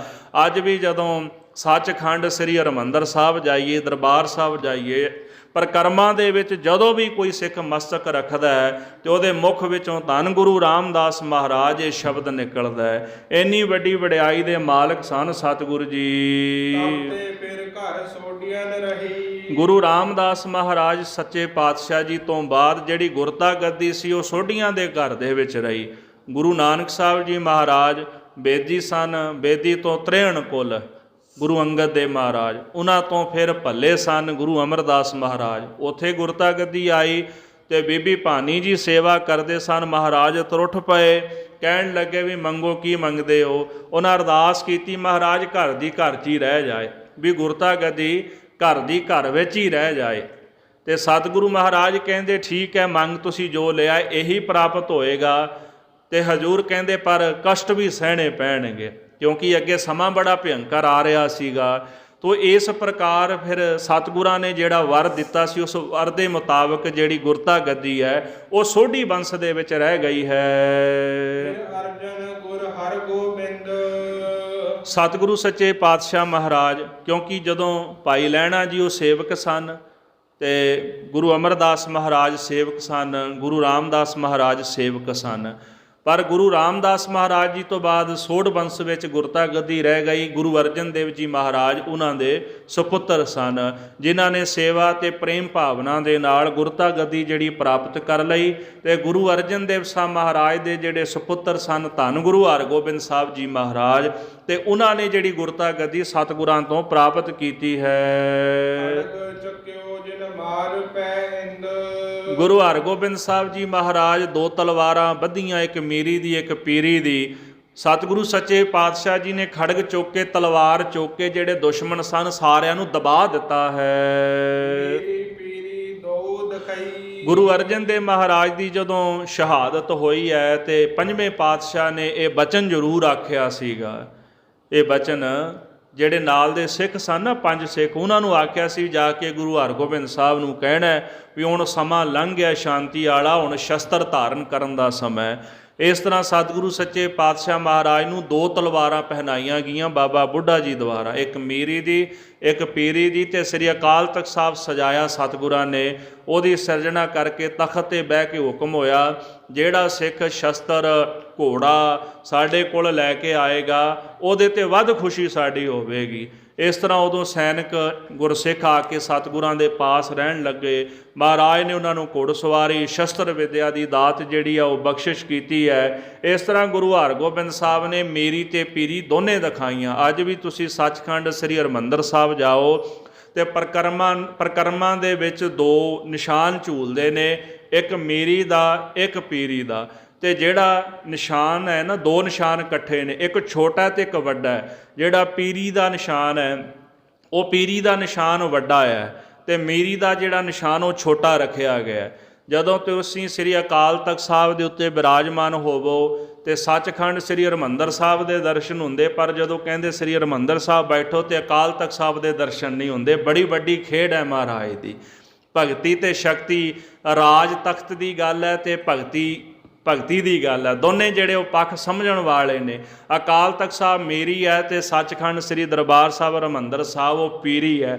ਗੁਰੂ ਸਾਹਿਬ ਜੀ ਕਹਿੰਦੇ ਨੇ ਕਿ ਭਾਈ ਜਦੋਂ ਅਕਾਲ ਤਖਤ ਸਾਹਿਬ 'ਤੇ ਬੈਠੇ ਹੋ ਤੇ ਸ੍ਰੀ ਹਰਿਮੰਦਰ ਸਾਹਿਬ ਦੇ ਦਰਸ਼ਨ ਹੁੰਦੇ ਨੇ ਤੇ ਉੱਥੇ ਬਹਿ ਕੇ ਫੈਸਲਾ ਕਰਨ ਵਾਲਾ ਇਹ ਧਿਆਨ ਵਿੱਚ ਰੱਖੇ ਕਿ ਜਿਹੜਾ ਫੈਸਲਾ ਹੈ ਉਹ ਧਰਮ ਦੇ ਚਾਨਣੇ ਦੇ ਵਿੱਚ ਲੈਣਾ, ਸੱਚ ਦੇ ਚਾਨਣੇ ਵਿੱਚ ਸੱਚ ਦਾ ਹੀ ਫੈਸਲਾ ਲੈਣਾ, ਸੱਚ ਦਾ ਨਿਆਂ ਕਰਨਾ ਹੈ। ਇਸ ਤਰ੍ਹਾਂ ਮਹਾਰਾਜ ਸੱਚੇ ਪਾਤਸ਼ਾਹ ਨੇ 2 ਜਿਹੜੀਆਂ ਤਲਵਾਰਾਂ ਮੇਰੀ ਪੀਰੀ ਦੀਆਂ ਪਹਿਨ ਕੇ ਤੇ ਸੰਸਾਰ ਵਿੱਚ ਮੇਰੀ ਪੀਰੀ ਵਿਖਾਈ ਹੈ। ਸ਼ਾਹ ਜਹਾਂ ਕੋ ਹਾਰ ਸੋ ਦਏ। ਹੁਣ ਬੜੀ ਵੱਡੀ ਇੱਕ ਹੋਰ ਵੀ ਖੇਡ ਹੈ ਮੀਰੀ ਤੇ ਪੀਰੀ ਦੀ। ਸਾਧੂ ਜਿਹੜਾ ਆ ਉਹ ਬਾਦਸ਼ਾਹ ਨਹੀਂ ਹੋ ਸਕਦਾ ਤੇ ਬਾਦਸ਼ਾਹ ਸਾਧੂ ਨਹੀਂ ਹੋ ਸਕਦਾ। ਕਵੀ ਸੈਨਾਪਤੀ ਤਾਂ ਹੀ ਕਹਿੰਦੇ ਨੇ, ਸਾਧ ਮੈਂ ਨਾ ਸ਼ੇਰਪਨ, ਸ਼ੇਰ ਮੈਂ ਨਾ ਸਾਧਪਨ, ਦੋਹਪਨ ਦੇਖੀਏ ਤਾਂ ਆਪ ਹੀ ਕੇ ਮਗ ਮੈਂ। ਸੰਤ ਸਿਪਾਹੀ ਨਹੀਂ ਹੁੰਦਾ ਤੇ ਸਿਪਾਹੀ ਸੰਤ ਨਹੀਂ ਹੁੰਦਾ, ਆਮ ਜੀ ਗੱਲ ਹੈ। ਗੁਰੂ ਸਾਹਿਬ ਜੀ ਨੇ ਦੋਨੇ ਚੀਜ਼ਾਂ ਇੱਕ ਜਗ੍ਹਾ 'ਤੇ ਰੱਖ ਦਿੱਤੀਆਂ, ਮੀਰੀ ਵੀ ਰੱਖ ਦਿੱਤੀ, ਬਾਦਸ਼ਾਹੀ ਵੀ ਰੱਖ ਦਿੱਤੀ ਹੈ ਤੇ ਪੀਰੀ ਵੀ ਰੱਖ ਦਿੱਤੀ ਹੈ। ਭਗਤੀ ਬੰਦਗੀ ਵੀ ਹੈ, ਸੰਤ ਵੀ ਨੇ ਤੇ ਨਾਲ ਫਿਰ ਸਿਪਾਹੀ ਵੀ ਨੇ। ਇਸ ਤਰ੍ਹਾਂ ਮਹਾਰਾਜ ਜੀ ਦੇ ਫਿਰ ਸ਼ਾਹਜਹਾਨ ਦੇ ਨਾਲ ਜੰਗ ਹੋਏ ਤੇ 4 ਜਿਹੜੇ ਜੰਗ ਗੁਰੂ ਹਰਗੋਬਿੰਦ ਸਾਹਿਬ ਨੇ ਬਾਦਸ਼ਾਹ ਸ਼ਾਹਜਹਾਨ ਦੇ ਨਾਲ ਕੀਤੇ ਹਨ। ਲੱਲਾ ਕੰਬਰ ਮਾਰੇ ਫੌਜਦਾਰ। ਇਸੇ ਪ੍ਰਕਾਰ ਸਾਧ ਸੰਗਤ ਜੀ ਜਿਹੜਾ ਲੱਲਾ ਬੇਗ ਸੀ, ਕਾਬਲ ਦਾ ਕਹਿੰਦੇ ਸਿਪਾਹੀ ਸੀਗਾ, ਸੋ ਸਿਪਰ ਸਲਾਰ ਸੀਗਾ, ਉੱਥੋਂ ਦਾ ਸੂਬਾ ਸੀ ਤੇ ਗੁਰੂ ਹਰਗੋਬਿੰਦ ਸਾਹਿਬ ਮਹਾਰਾਜ ਦੇ ਨਾਲ ਉਹ ਜੰਗ ਕਰਨ ਵਾਸਤੇ ਆਇਆ ਤੇ ਜਿੱਥੇ ਮਹਾਰਾਜ ਦਾ ਜੰਗ ਹੋਇਆ ਤੇ 35,000 ਫੌਜਾਂ ਲੈ ਕੇ ਆਇਆ ਗੁਰੂ ਸਾਹਿਬ ਜੀ ਦੇ ਸਨਮੁਖ ਤੇ ਮੈਦਾਨੇ ਜੰਗ ਦੇ ਵਿੱਚ ਇੱਕੋ ਦਿਨ ਦੇ ਵਿੱਚ ਹੀ ਫਤਿਹ ਕਰ ਦਿੱਤਾ ਜੰਗ ਗੁਰੂ ਸਾਹਿਬ ਨੇ। ਤੇ ਲੱਲਾ ਬੇਗ ਇਸੇ ਪ੍ਰਕਾਰ ਜੰਗ ਵਿੱਚ ਸ਼ਿਕਸਤ ਖਾ ਗਿਆ ਗੁਰੂ ਸਾਹਿਬ ਜੀ ਦੇ ਹੱਥੋਂ। ਇਸ ਤਰ੍ਹਾਂ ਜਿਹੜੇ ਫੌਜਦਾਰ ਸਨ, ਕੰਬਰ ਬੇਗ ਵਰਗੇ, ਲੱਲਾ ਬੇਗ ਵਰਗੇ, ਗੁਰੂ ਸਾਹਿਬ ਨੇ ਮੈਦਾਨੇ ਜੰਗ ਵਿੱਚ ਮਾਰ ਦਿੱਤੇ ਤੇ ਇਸੇ ਤਰ੍ਹਾਂ ਪਾਤਸ਼ਾਹੀ ਦੀ ਵੀ ਸਫਾਈ ਕਰ ਦਿੱਤੀ। ਸ਼ਾਹਜਹਾਨ ਬਾਦਸ਼ਾਹ ਸੋਚਦਾ ਸੀ ਮੈਂ ਤਾਂ ਬਾਦਸ਼ਾਹ ਦਿੱਲੀ ਦਾ ਠਹਿਰਿਆ, ਇਹਨਾਂ ਦੇ ਕੋਲ ਕੀ ਹੈ, ਪਰ ਜਦੋਂ ਫੌਜਾਂ ਭੇਜਦਾ ਸੀ ਤੇ ਮੈਦਾਨੇ ਜੰਗ ਵਿੱਚ ਇਹੋ ਜਿਹੀ ਕਰਾਰੀ ਹਾਰ ਮਿਲੀ ਕਿ ਸ਼ਾਹਜਹਾਨ ਬਾਦਸ਼ਾਹ ਵੀ ਟਿੱਕੇ ਬਹਿ ਗਿਆ ਹੈ। ਦੋਹਰਾ ਫਿਰ ਹਰ ਰਾਏ ਓ ਹਰ ਕ੍ਰਿਸ਼ਨ ਪਏ ਤੇ ਮੈਂ ਗੁਰਦੇਵ। ਇਸੇ ਤਰ੍ਹਾਂ ਗੁਰੂ ਹਰਗੋਬਿੰਦ ਸਾਹਿਬ ਮਹਾਰਾਜ, ਉਹਨਾਂ ਦੇ ਪੋਤਰੇ ਸਨ ਧੰਨ ਸ਼੍ਰੀ ਗੁਰੂ ਹਰਿਰਾਏ ਸਾਹਿਬ ਜੀ। 5 ਸਪੁੱਤਰ ਸਨ ਪੰਜਵੇਂ ਪਾਤਸ਼ਾਹ ਜੀ ਦੇ, ਮਾਫ ਕਰਨਾ 6ਵੇਂ ਪਾਤਸ਼ਾਹ ਗੁਰੂ ਹਰਗੋਬਿੰਦ ਸਾਹਿਬ ਜੀ ਦੇ, ਤੇ ਇੱਕ ਬੇਟੀ ਸੀ ਬੀਬੀ ਵੀਰੋ ਜੀ। ਤੇ ਜਿਹੜੇ 5 ਪੁੱਤਰ ਸਨ 6ਵੇਂ ਪਾਤਸ਼ਾਹ ਜੀ ਦੇ, ਉਹਨਾਂ ਦੇ ਵਿੱਚ ਮਹਾਰਾਜ ਦੇ ਪੁੱਤਰ ਸਨ ਇੱਕ ਗੁਰੂ ਤੇਗ ਬਹਾਦਰ ਸਾਹਿਬ ਜੀ ਤੇ ਜਿਹੜੇ ਵੱਡੇ ਸਪੁੱਤਰ ਸਨ ਉਹ ਸਨ ਬਾਬਾ ਗੁਰਦਿੱਤਾ ਜੀ। ਗੁਰੂ ਤੇਗ ਬਹਾਦਰ ਸਾਹਿਬ ਜੀ ਵੀ 6ਵੇਂ ਪਾਤਸ਼ਾਹ ਜੀ ਦੇ ਸਪੁੱਤਰ ਸਨ ਤੇ ਜਿਹੜੇ ਵੱਡੇ ਸਪੁੱਤਰ ਸਨ ਉਹ ਬਾਬਾ ਗੁਰਦਿੱਤਾ ਜੀ ਸਨ ਤੇ ਬਾਬਾ ਗੁਰਦਿੱਤਾ ਜੀ ਦੇ ਸਪੁੱਤਰ ਸਨ ਗੁਰੂ ਹਰਿਰਾਏ ਸਾਹਿਬ ਮਹਾਰਾਜ ਸੱਚੇ ਪਾਤਸ਼ਾਹ। ਸੋ ਇਸੇ ਪ੍ਰਕਾਰ ਸਾਧ ਸੰਗਤ ਉਹਨਾਂ ਨੂੰ ਜਿਹੜੀ ਗੁਰਤਾ ਗੱਦੀ, ਪੋਤਰੇ ਨੂੰ ਗੁਰਤਾ ਗੱਦੀ ਦਿੱਤੀ ਗਈ, ਕਿਉਂਕਿ ਭਾਈ ਸੂਰਜਮਲ ਜੀ, ਭਾਈ ਅਣੇ ਰਾਏ ਜੀ, ਬਾਬਾ ਅਟਲ ਰਾਏ ਜੀ, ਉਹਨਾਂ ਦੀ ਪਰਖ ਕੀਤੀ ਗੁਰੂ ਸਾਹਿਬ ਜੀ ਨੇ। ਬਾਬਾ ਅਟਲ ਰਾਏ ਜੀ ਤਾਂ ਖੈਰ ਬਚਪਨ ਦੇ ਵਿੱਚ ਉਹ ਸਰੀਰ ਜਿਹੜਾ ਸੀ ਆਪਣਾ ਤਿਆਗ ਗਏ ਸਨ ਤੇ ਗੁਰੂ ਸਾਹਿਬ ਜੀ ਨੇ ਕੇਵਲ ਤਾਂ ਕੇਵਲ ਗੁਰਤਾ ਗੱਦੀ ਦੇ ਯੋਗ ਮਹਾਰਾਜ ਗੁਰੂ ਹਰਿਰਾਏ ਸਾਹਿਬ ਜੀ ਨੂੰ ਹੀ ਸਮਝਿਆ। ਬਾਬਾ ਗੁਰਦਿੱਤਾ ਜੀ ਉਹ ਵੀ ਸਰੀਰ ਤਿਆਗ ਗਏ ਸਨ। ਉਹਨਾਂ ਨੇ ਗਊ ਮਾਰ ਦਿੱਤੀ ਸੀ, ਸ਼ਿਕਾਰ ਖੇਡਦਿਆਂ ਜਾਣ ਕੇ ਨਹੀਂ ਮਾਰੀ, ਅਚਾਨਕ ਹੀ ਕਿਤੇ ਗਊ ਮਰ ਗਈ ਉਹਨਾਂ ਹੱਥੋਂ ਤੇ ਉੱਥੋਂ ਦੇ ਲੋਕ ਰੋਲਾ ਪਾਉਣ ਲੱਗ ਗਏ ਤੇ ਉਹਨਾਂ ਨੇ ਜਿਉਂਦੀ ਕਰ ਦਿੱਤੀ। ਜਦੋਂ ਵਾਪਸ ਘਰ ਵਿੱਚ ਆਏ ਤੇ ਮਹਾਰਾਜ ਸਤਿਗੁਰੂ ਜੀ ਗੁਰੂ ਹਰਗੋਬਿੰਦ ਸਾਹਿਬ ਜੀ ਕਹਿੰਦੇ ਵੀ ਸਹੀ ਨਹੀਂ ਕੀਤਾ ਤੁਸੀਂ, ਤੁਹਾਨੂੰ ਹੱਕ ਨਹੀਂ, ਕਰਤਾਰ ਦੀ ਆਗਿਆ ਦੇ ਵਿੱਚ ਦਖਲ ਨਹੀਂ ਕਰ ਸਕਦੇ ਤੇ ਇੱਕ ਮਿਆਨ 'ਚ 2 ਤਲਵਾਰਾਂ ਨਹੀਂ ਰਹਿ ਸਕਦੀਆਂ। ਤੇ ਕਹਿੰਦੇ ਆਪ ਬਾਬਾ ਗੁਰਦਿੱਤਾ ਜੀ ਨੇ ਚਾਦਰਾ ਤਾਣਿਆ ਤੇ ਸਰੀਰ ਤਿਆਗ ਦਿੱਤਾ। ਬਾਬੇ ਅਟਲ ਰਾਏ ਜੀ ਨੇ ਵੀ ਇਹੀ ਕੌਤਕ ਵਰਤਾਇਆ। ਉਹਨਾਂ ਦਾ ਸਾਥੀ ਸੀ ਬਚਪਨ ਦਾ, ਖੇਡਦੇ ਪਏ ਸਨ, ਕਿਤੇ ਵਾਰੀ ਦੇਣੀ ਉਹਦੇ ਸਿਰ ਤੇ ਰਹਿ ਗਈ, ਹਨੇਰਾ ਪੈ ਗਿਆ ਨਾ, ਕਹਿੰਦੇ ਵੀ ਚੱਲ ਕੱਲ੍ਹ ਵਾਰੀ ਲੈ ਲਾਂਗੇ, ਮੋਹਨ ਸੀ ਉਹਦਾ ਨਾਂ। ਤੇ ਅਗਲੇ ਦਿਨ ਉਹ ਕਿਤੇ ਸੱਪ ਲੜਿਆ, ਉਹ ਚੜ੍ਹਾਈ ਕਰ ਗਿਆ ਰਾਤ। ਤੇ ਜਦੋਂ ਬਾਬਾ ਜੀ ਸਵੇਰੇ ਉੱਥੇ ਗਏ ਤੇ ਜਾ ਕੇ ਕਹਿਣ ਲੱਗੇ ਨੇ ਵੀ ਮੋਹਨ ਆ ਭਾਈ ਬਾਹਰ ਵਾਰੀ ਦੇ, ਹੁਣ ਉਹ ਚੜ੍ਹਾਈ ਕਰ ਗਿਆ ਸੀਗਾ। ਮਾਪੇ ਕਹਿੰਦੇ ਉਹਨਾਂ ਨੂੰ ਪਤਾ ਸੀ ਵੀ ਇਹ ਕਲਾਵਾਨ ਨੇ, ਕਹਿੰਦੇ ਜੀ ਤੁਸੀਂ ਆਪ ਉਠਾ ਲਓ। ਕਹਿੰਦੇ ਵੀ ਮੇਰੀ ਵਾਰੀ ਦੇਣੀ ਹੈ, ਹੁਣ ਤਾਂ ਨਹੀਂ ਉੱਠਦਾ, ਜਾਣ ਬੁੱਝ ਕੇ ਵੀ ਸੁੱਤਾ ਪਿਆ। ਕਹਿੰਦੇ ਗਏ ਤੇ ਗਲ 'ਚ ਪਾਈ ਖੁੰਡੀ ਤੇ ਖੜਾ ਕਰ ਦਿੱਤਾ, ਚੱਲ ਉੱਠ, ਕਹਿੰਦੇ ਮੇਰੀ ਵਾਰੀ ਦੇ। ਉਹ ਉੱਠ ਕੇ ਬਹਿ ਗਿਆ। ਤੇ ਇੱਧਰ ਜਦੋਂ ਮਹਾਰਾਜ ਸੱਚੇ ਪਾਤਸ਼ਾਹ ਨੂੰ ਪਤਾ ਲੱਗਾ, ਗੁਰੂ ਹਰਗੋਬਿੰਦ ਸਾਹਿਬ ਜੀ ਨੂੰ, ਸਤਿਗੁਰਾਂ ਨੇ ਇਸ ਪੁੱਤਰ ਨੂੰ ਸੱਦਿਆ, ਭਾਈ ਆ ਕੀ ਕੀਤਾ? ਫਿਰ ਕਰਾਮਾਤ ਵਿਖਾ ਦਿੱਤੀ। ਗੁਰੂ ਅਰਜਨ ਦੇਵ ਜੀ ਮਹਾਰਾਜ ਤੱਤੀ ਲੋਹ ਤੇ ਬਹਿ ਕੇ ਉਹਨਾਂ ਕਰਾਮਾਤ ਨਹੀਂ ਵਿਖਾਈ, ਤੁਸੀਂ ਛੋਟੇ ਜਿਹੇ ਕੰਮ ਲਈ ਐਡੀ ਕਰਾਮਾਤ ਵਿਖਾ ਦਿੱਤੀ। ਬਾਬਾ ਅਟਲ ਰਾਏ ਜੀ, ਉਹਨਾਂ ਦਾ ਬੁੰਗਾ ਹੈ ਨਾ ਅੱਜ ਵੀ ਸੱਚਖੰਡ ਸ੍ਰੀ ਹਰਿਮੰਦਰ ਸਾਹਿਬ ਦੇ ਨਜ਼ਦੀਕ, ਤੇ ਗੁਰਮੁਖੋ ਉੱਥੇ ਉਹਨਾਂ ਨੇ ਮਾਤਾ ਕੌਲਾਂ ਜੀ ਦੇ ਨਾਮ ਦਾ ਜਿਹੜਾ ਸਰੋਵਰ ਬਣਿਆ ਸੀ ਉਹਦੇ ਕੰਢੇ ਤੇ ਜਾ ਕੇ ਆਪਣਾ ਸਰੀਰ ਤਿਆਗ ਦਿੱਤਾ ਛੋਟੀ ਉਮਰੇ ਦੇ ਵਿੱਚ। ਇਸ ਤਰ੍ਹਾਂ ਬਾਬਾ ਗੁਰਦਿੱਤਾ ਜੀ ਤੇ ਬਾਬਾ ਅਟਲ ਰਾਏ ਜੀ ਨੇ ਸਰੀਰ ਤਿਆਗਿਆ ਸੀ।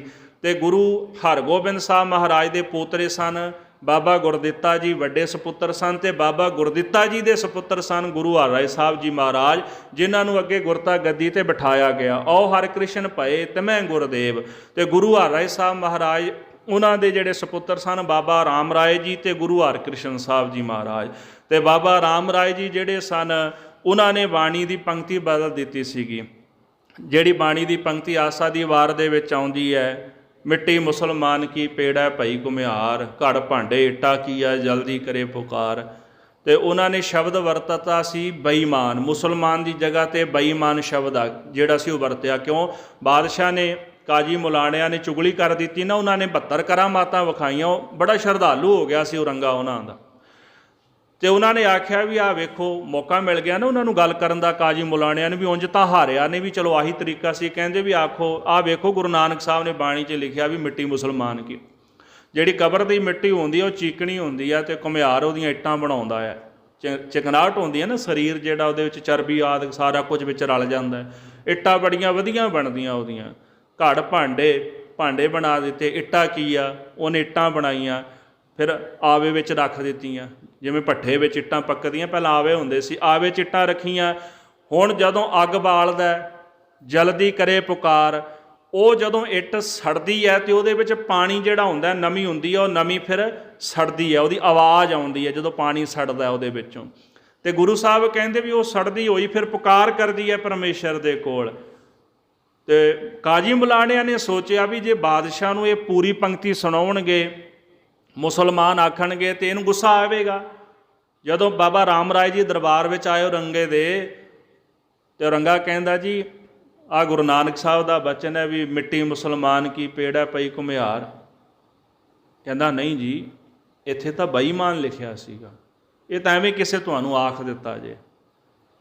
ਬਾਦਸ਼ਾਹ ਖੁਸ਼ ਹੋ ਗਿਆ ਵੀ ਖੈਰ ਚਲੋ ਬੇਈਮਾਨ ਦੀ ਗੱਲ ਕੀਤੀ, ਵੀ ਮੁਸਲਮਾਨ ਦੀ ਗੱਲ ਹੈ ਨਹੀਂ। ਅਤੇ ਗੁਰੂ ਹਰਿਰਾਏ ਸਾਹਿਬ ਜੀ ਨੂੰ ਚਿੱਠੀ ਭੇਜੀ ਦਿੱਲੀ ਦੇ ਸਿੱਖਾਂ ਨੇ। ਜਦੋਂ ਸਤਿਗੁਰਾਂ ਨੂੰ ਪਤਾ ਲੱਗਿਆ ਅਤੇ ਹਜ਼ੂਰ ਨੇ ਆਖਿਆ ਕਿ ਪੁੱਤਰ ਜੀ ਜਿਸ ਦਿਨ ਤੁਸੀਂ ਇੱਥੋਂ ਗਏ ਸੋ ਇਹ ਬਚਨ ਕਹਿ ਕੇ ਤੋਰਿਆ ਸੀ, ਕਰਾਮਾਤ ਵਿਖਾਇਓ ਜੋ ਕਰਨਾ ਕਰਿਓ, ਪਰ ਗੁਰੂ ਨਾਨਕ ਸਾਹਿਬ ਜੀ ਦੇ ਸਿਧਾਂਤ ਦੇ ਉਲਟ ਇੱਕ ਵੀ ਬਚਨ ਨਾ ਕਰਿਓ। ਪਰ ਤੁਸੀਂ ਸਾਡਾ ਬਚਨ ਨਹੀਂ ਮੰਨਿਆ। ਗੁਰੂ ਅਰਜਨ ਦੇਵ ਮਹਾਰਾਜ ਤੱਤੀ ਲੋਹ 'ਤੇ ਬਹਿ ਗਏ। ਬਾਦਸ਼ਾਹ ਵਾਰ-ਵਾਰ ਕਹਿੰਦਾ ਸੀ ਕਿ ਗੁਰੂ ਗ੍ਰੰਥ ਸਾਹਿਬ ਦੇ ਵਿੱਚ ਮੁਹੰਮਦ ਦੀ ਸਿਫਤ ਲਿਖ ਦਿਓ। ਕਹਿੰਦੇ ਨਹੀਂ, ਇਹ ਅਕਾਲੀ ਬਾਣੀ ਜੈਸੀ ਮੈਂ ਆਵੈ ਖਸਮ ਕੀ ਬਾਣੀ ਤੈਸੜਾ ਕਰੀ ਗਿਆਨ ਵੇ ਲਾਲੋ। ਇਹ ਨਹੀਂ ਹੋ ਸਕਦਾ।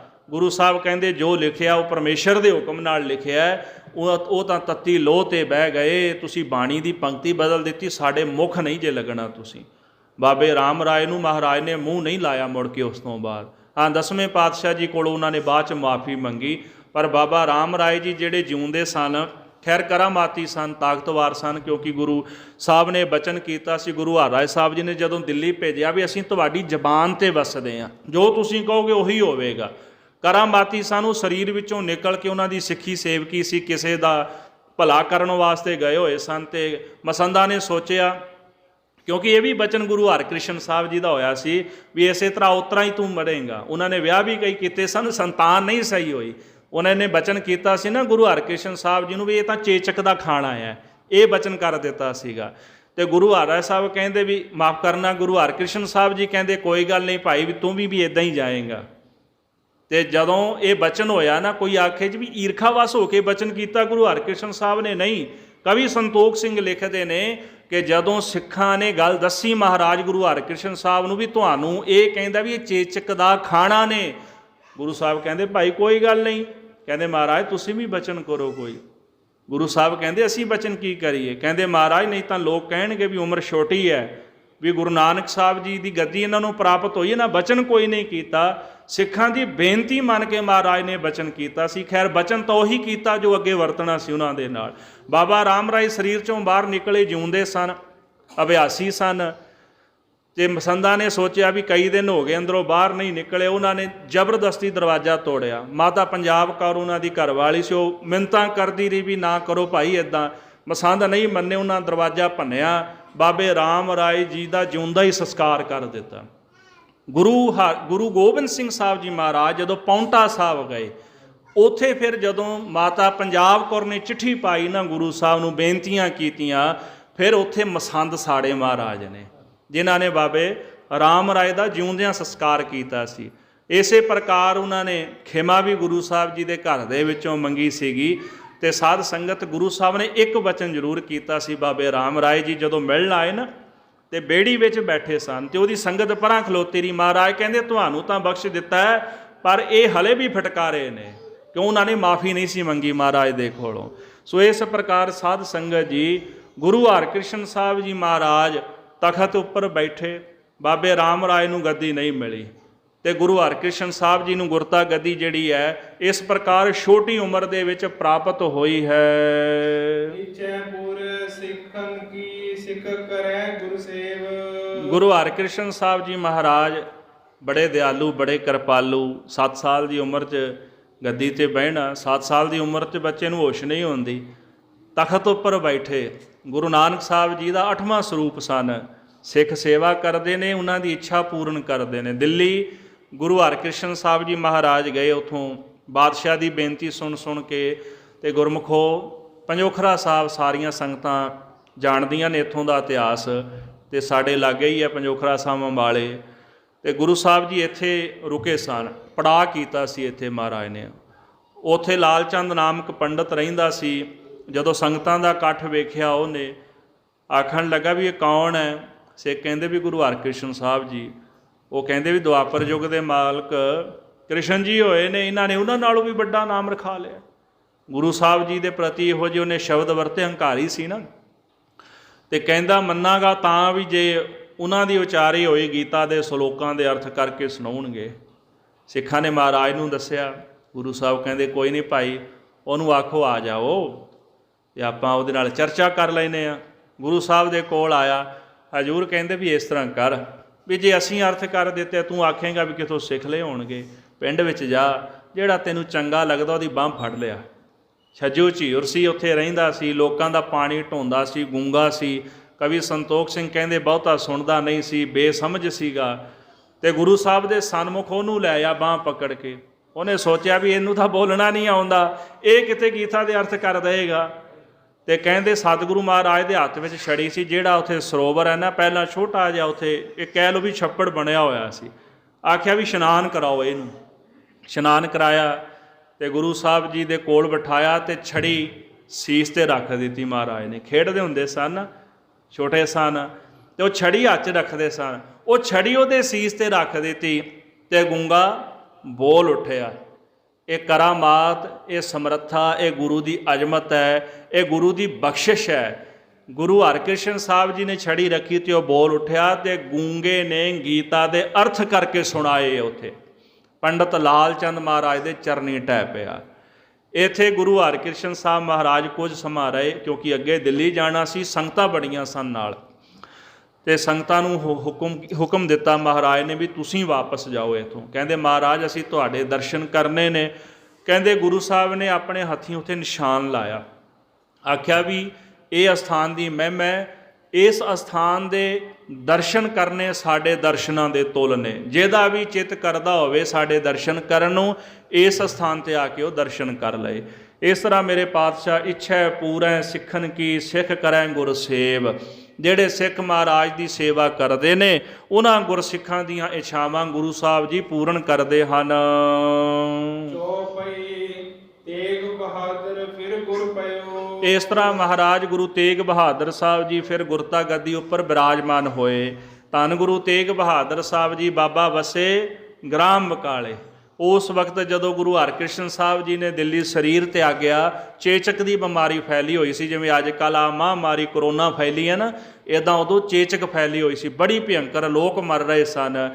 ਤੇ ਗੁਰੂ ਸਾਹਿਬ ਜੀ ਨੇ ਉਹਨਾਂ 'ਤੇ ਬਖਸ਼ਿਸ਼ ਕੀਤੀ ਉੱਥੇ, ਤੇ ਉਹ ਬਿਮਾਰੀ ਉੱਤੇ ਠੱਲ ਪਾਈ। ਗੁਰੂ ਸਾਹਿਬ ਨੇ ਦਵਾਖਾਨਾ ਵੀ ਖੋਲ੍ਹਿਆ ਤੇ ਬਖਸ਼ਿਸ਼ਾਂ ਕਰਕੇ ਵੀ ਲੋਕਾਂ ਦੀ ਜਿਹੜੀ ਬਿਮਾਰੀ ਸੀ ਉਹ ਸਰੋਵਰ ਵਿੱਚੋਂ ਇਸ਼ਨਾਨ ਕਰਾ ਕੇ ਗੁਰੂ ਸਾਹਿਬ ਨੇ ਨਿਵਰਤ ਕਰਕੇ ਉਹਨਾਂ ਦਾ ਪਾਰ ਉਤਾਰਾ ਗੁਰੂ ਸਾਹਿਬ ਨੇ ਕੀਤਾ।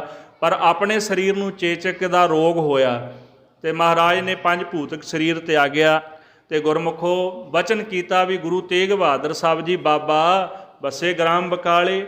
ਬਾਬਾ ਸ਼ਬਦ ਕਿਉਂ ਵਰਤਿਆ? ਕਿਉਂਕਿ ਗੁਰੂ ਹਰਗੋਬਿੰਦ ਸਾਹਿਬ ਸੱਚੇ ਪਾਤਸ਼ਾਹ ਮਹਾਰਾਜ ਉਹਨਾਂ ਦੇ ਸੁਪੁੱਤਰ ਸਨ, ਵੱਡੇ ਲੱਗਦੇ ਸਨ। ਆਖਿਆ ਵੀ ਉਹ ਗ੍ਰਾਮ ਬਕਾਲੇ ਵਸਦੇ ਨੇ।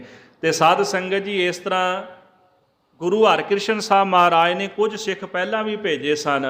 ਗੁਰੂ ਸਾਹਿਬ ਜੀ ਨੇ 5 ਪੈਸੇ ਤੇ ਨਾਰੀਅਲ ਜਿਹੜੀ ਉਹ ਰਸਮ ਸੀ ਪਹਿਲਾਂ ਹੀ ਅਦਾ ਕਰ ਦਿੱਤੀ ਸੀ, ਸਿੱਖਾਂ ਨੂੰ ਭੇਜਿਆ ਸੀ ਉਹ ਸਮੱਗਰੀ ਦੇ ਕੇ। ਜਦੋਂ ਹਜੂਰ ਨੇ ਸਰੀਰ ਤੇ ਆਗਿਆ ਨਾ, ਗੱਦੀ ਉੱਥੇ ਹੀ ਸੌਂਪ ਦਿੱਤੀ ਬਾਬੇ ਬਕਾਲੇ ਨੂੰ ਮੁੱਖ ਕਰਕੇ, ਤੇ ਉਹ ਸਮੱਗਰੀ ਸੀ ਉਹ ਸਿੱਖਾਂ ਦੇ ਹੱਥ ਭੇਜ ਦਿੱਤੀ। ਤੇ ਉਹ ਸਿੱਖਾਂ ਨੂੰ ਪਤਾ ਸੀਗਾ ਵੀ ਗੁਰੂ ਸਾਹਿਬ ਜੀ ਗ੍ਰਾਮ ਬਕਾਲੇ ਰਹਿੰਦੇ ਨੇ, ਤੇ ਉਹ ਸਮੱਗਰੀ ਲੈ ਕੇ ਪਹਿਲਾਂ ਉੱਥੇ ਪਹੁੰਚ ਗਏ ਸਨ। ਤੇ ਭਾਈ ਮੱਖਣ ਸ਼ਾਹ ਲਬਾਣੇ ਨੇ ਬਾਅਦ ਵਿੱਚ ਮਹਾਰਾਜ ਨੂੰ ਪ੍ਰਗਟ ਕੀਤਾ ਸੀ। ਗੱਦੀ ਮਿਲ ਗਈ ਸੀ, ਮਹਾਰਾਜ ਪ੍ਰਗਟ ਨਹੀਂ ਸੀ ਹੋਣਾ ਚਾਹੁੰਦੇ। ਹੁਕਮ ਹੋਇਆ ਸੀ ਸਿੱਖਾਂ ਨੂੰ ਕਿਸੇ ਨੇ ਬਾਹਰ ਦੱਸਣਾ ਨਹੀਂ ਵੀ ਅਸੀਂ ਪ੍ਰਗਟ ਹੋ ਗਏ ਹਾਂ। ਇਸ ਤਰ੍ਹਾਂ ਗੁਰੂ ਤੇਗ ਬਹਾਦਰ ਸਾਹਿਬ ਜੀ ਮਹਾਰਾਜ ਗੁਰਤਾ ਗੱਦੀ ਉੱਪਰ ਬਿਰਾਜਮਾਨ ਹੋਏ ਹਨ, ਜਿਨ੍ਹਾਂ ਨੇ ਪਰ ਸਵਾਰਥ ਵਾਸਤੇ ਆਪਣਾ ਸੀਸ ਦਿੱਤਾ, ਆਪਣਾ ਬਲੀਦਾਨ ਦਿੱਤਾ ਗੁਰੂ ਤੇਗ ਬਹਾਦਰ ਸਾਹਿਬ ਮਹਾਰਾਜ ਨੇ। ਸੋ ਅਗਲੇ ਪ੍ਰਕਰਨਾਂ ਵਿੱਚ ਆਪਾਂ ਕੁਝ ਕੁ ਜਿਹੜਾ ਪ੍ਰਕਰਨ ਇਹ ਸਰਵਣ ਕਰਾਂਗੇ ਨੌਵੇਂ ਪਾਤਸ਼ਾਹ ਜੀ ਦੀ ਜੀਵਨੀ ਦੇ ਉੱਪਰ। ਬਾ ਕਮਾਲ ਦਾ ਜੀਵਨ ਹੈ ਨੌਵੇਂ ਪਾਤਸ਼ਾਹ ਜੀ ਦਾ। ਬੜੀ ਮਹਾਨ ਉਹਨਾਂ ਦੀ ਤਪੱਸਿਆ, ਬੜੀ ਮਹਾਨ ਉਹਨਾਂ ਦੀ ਕਮਾਈ ਸੀ।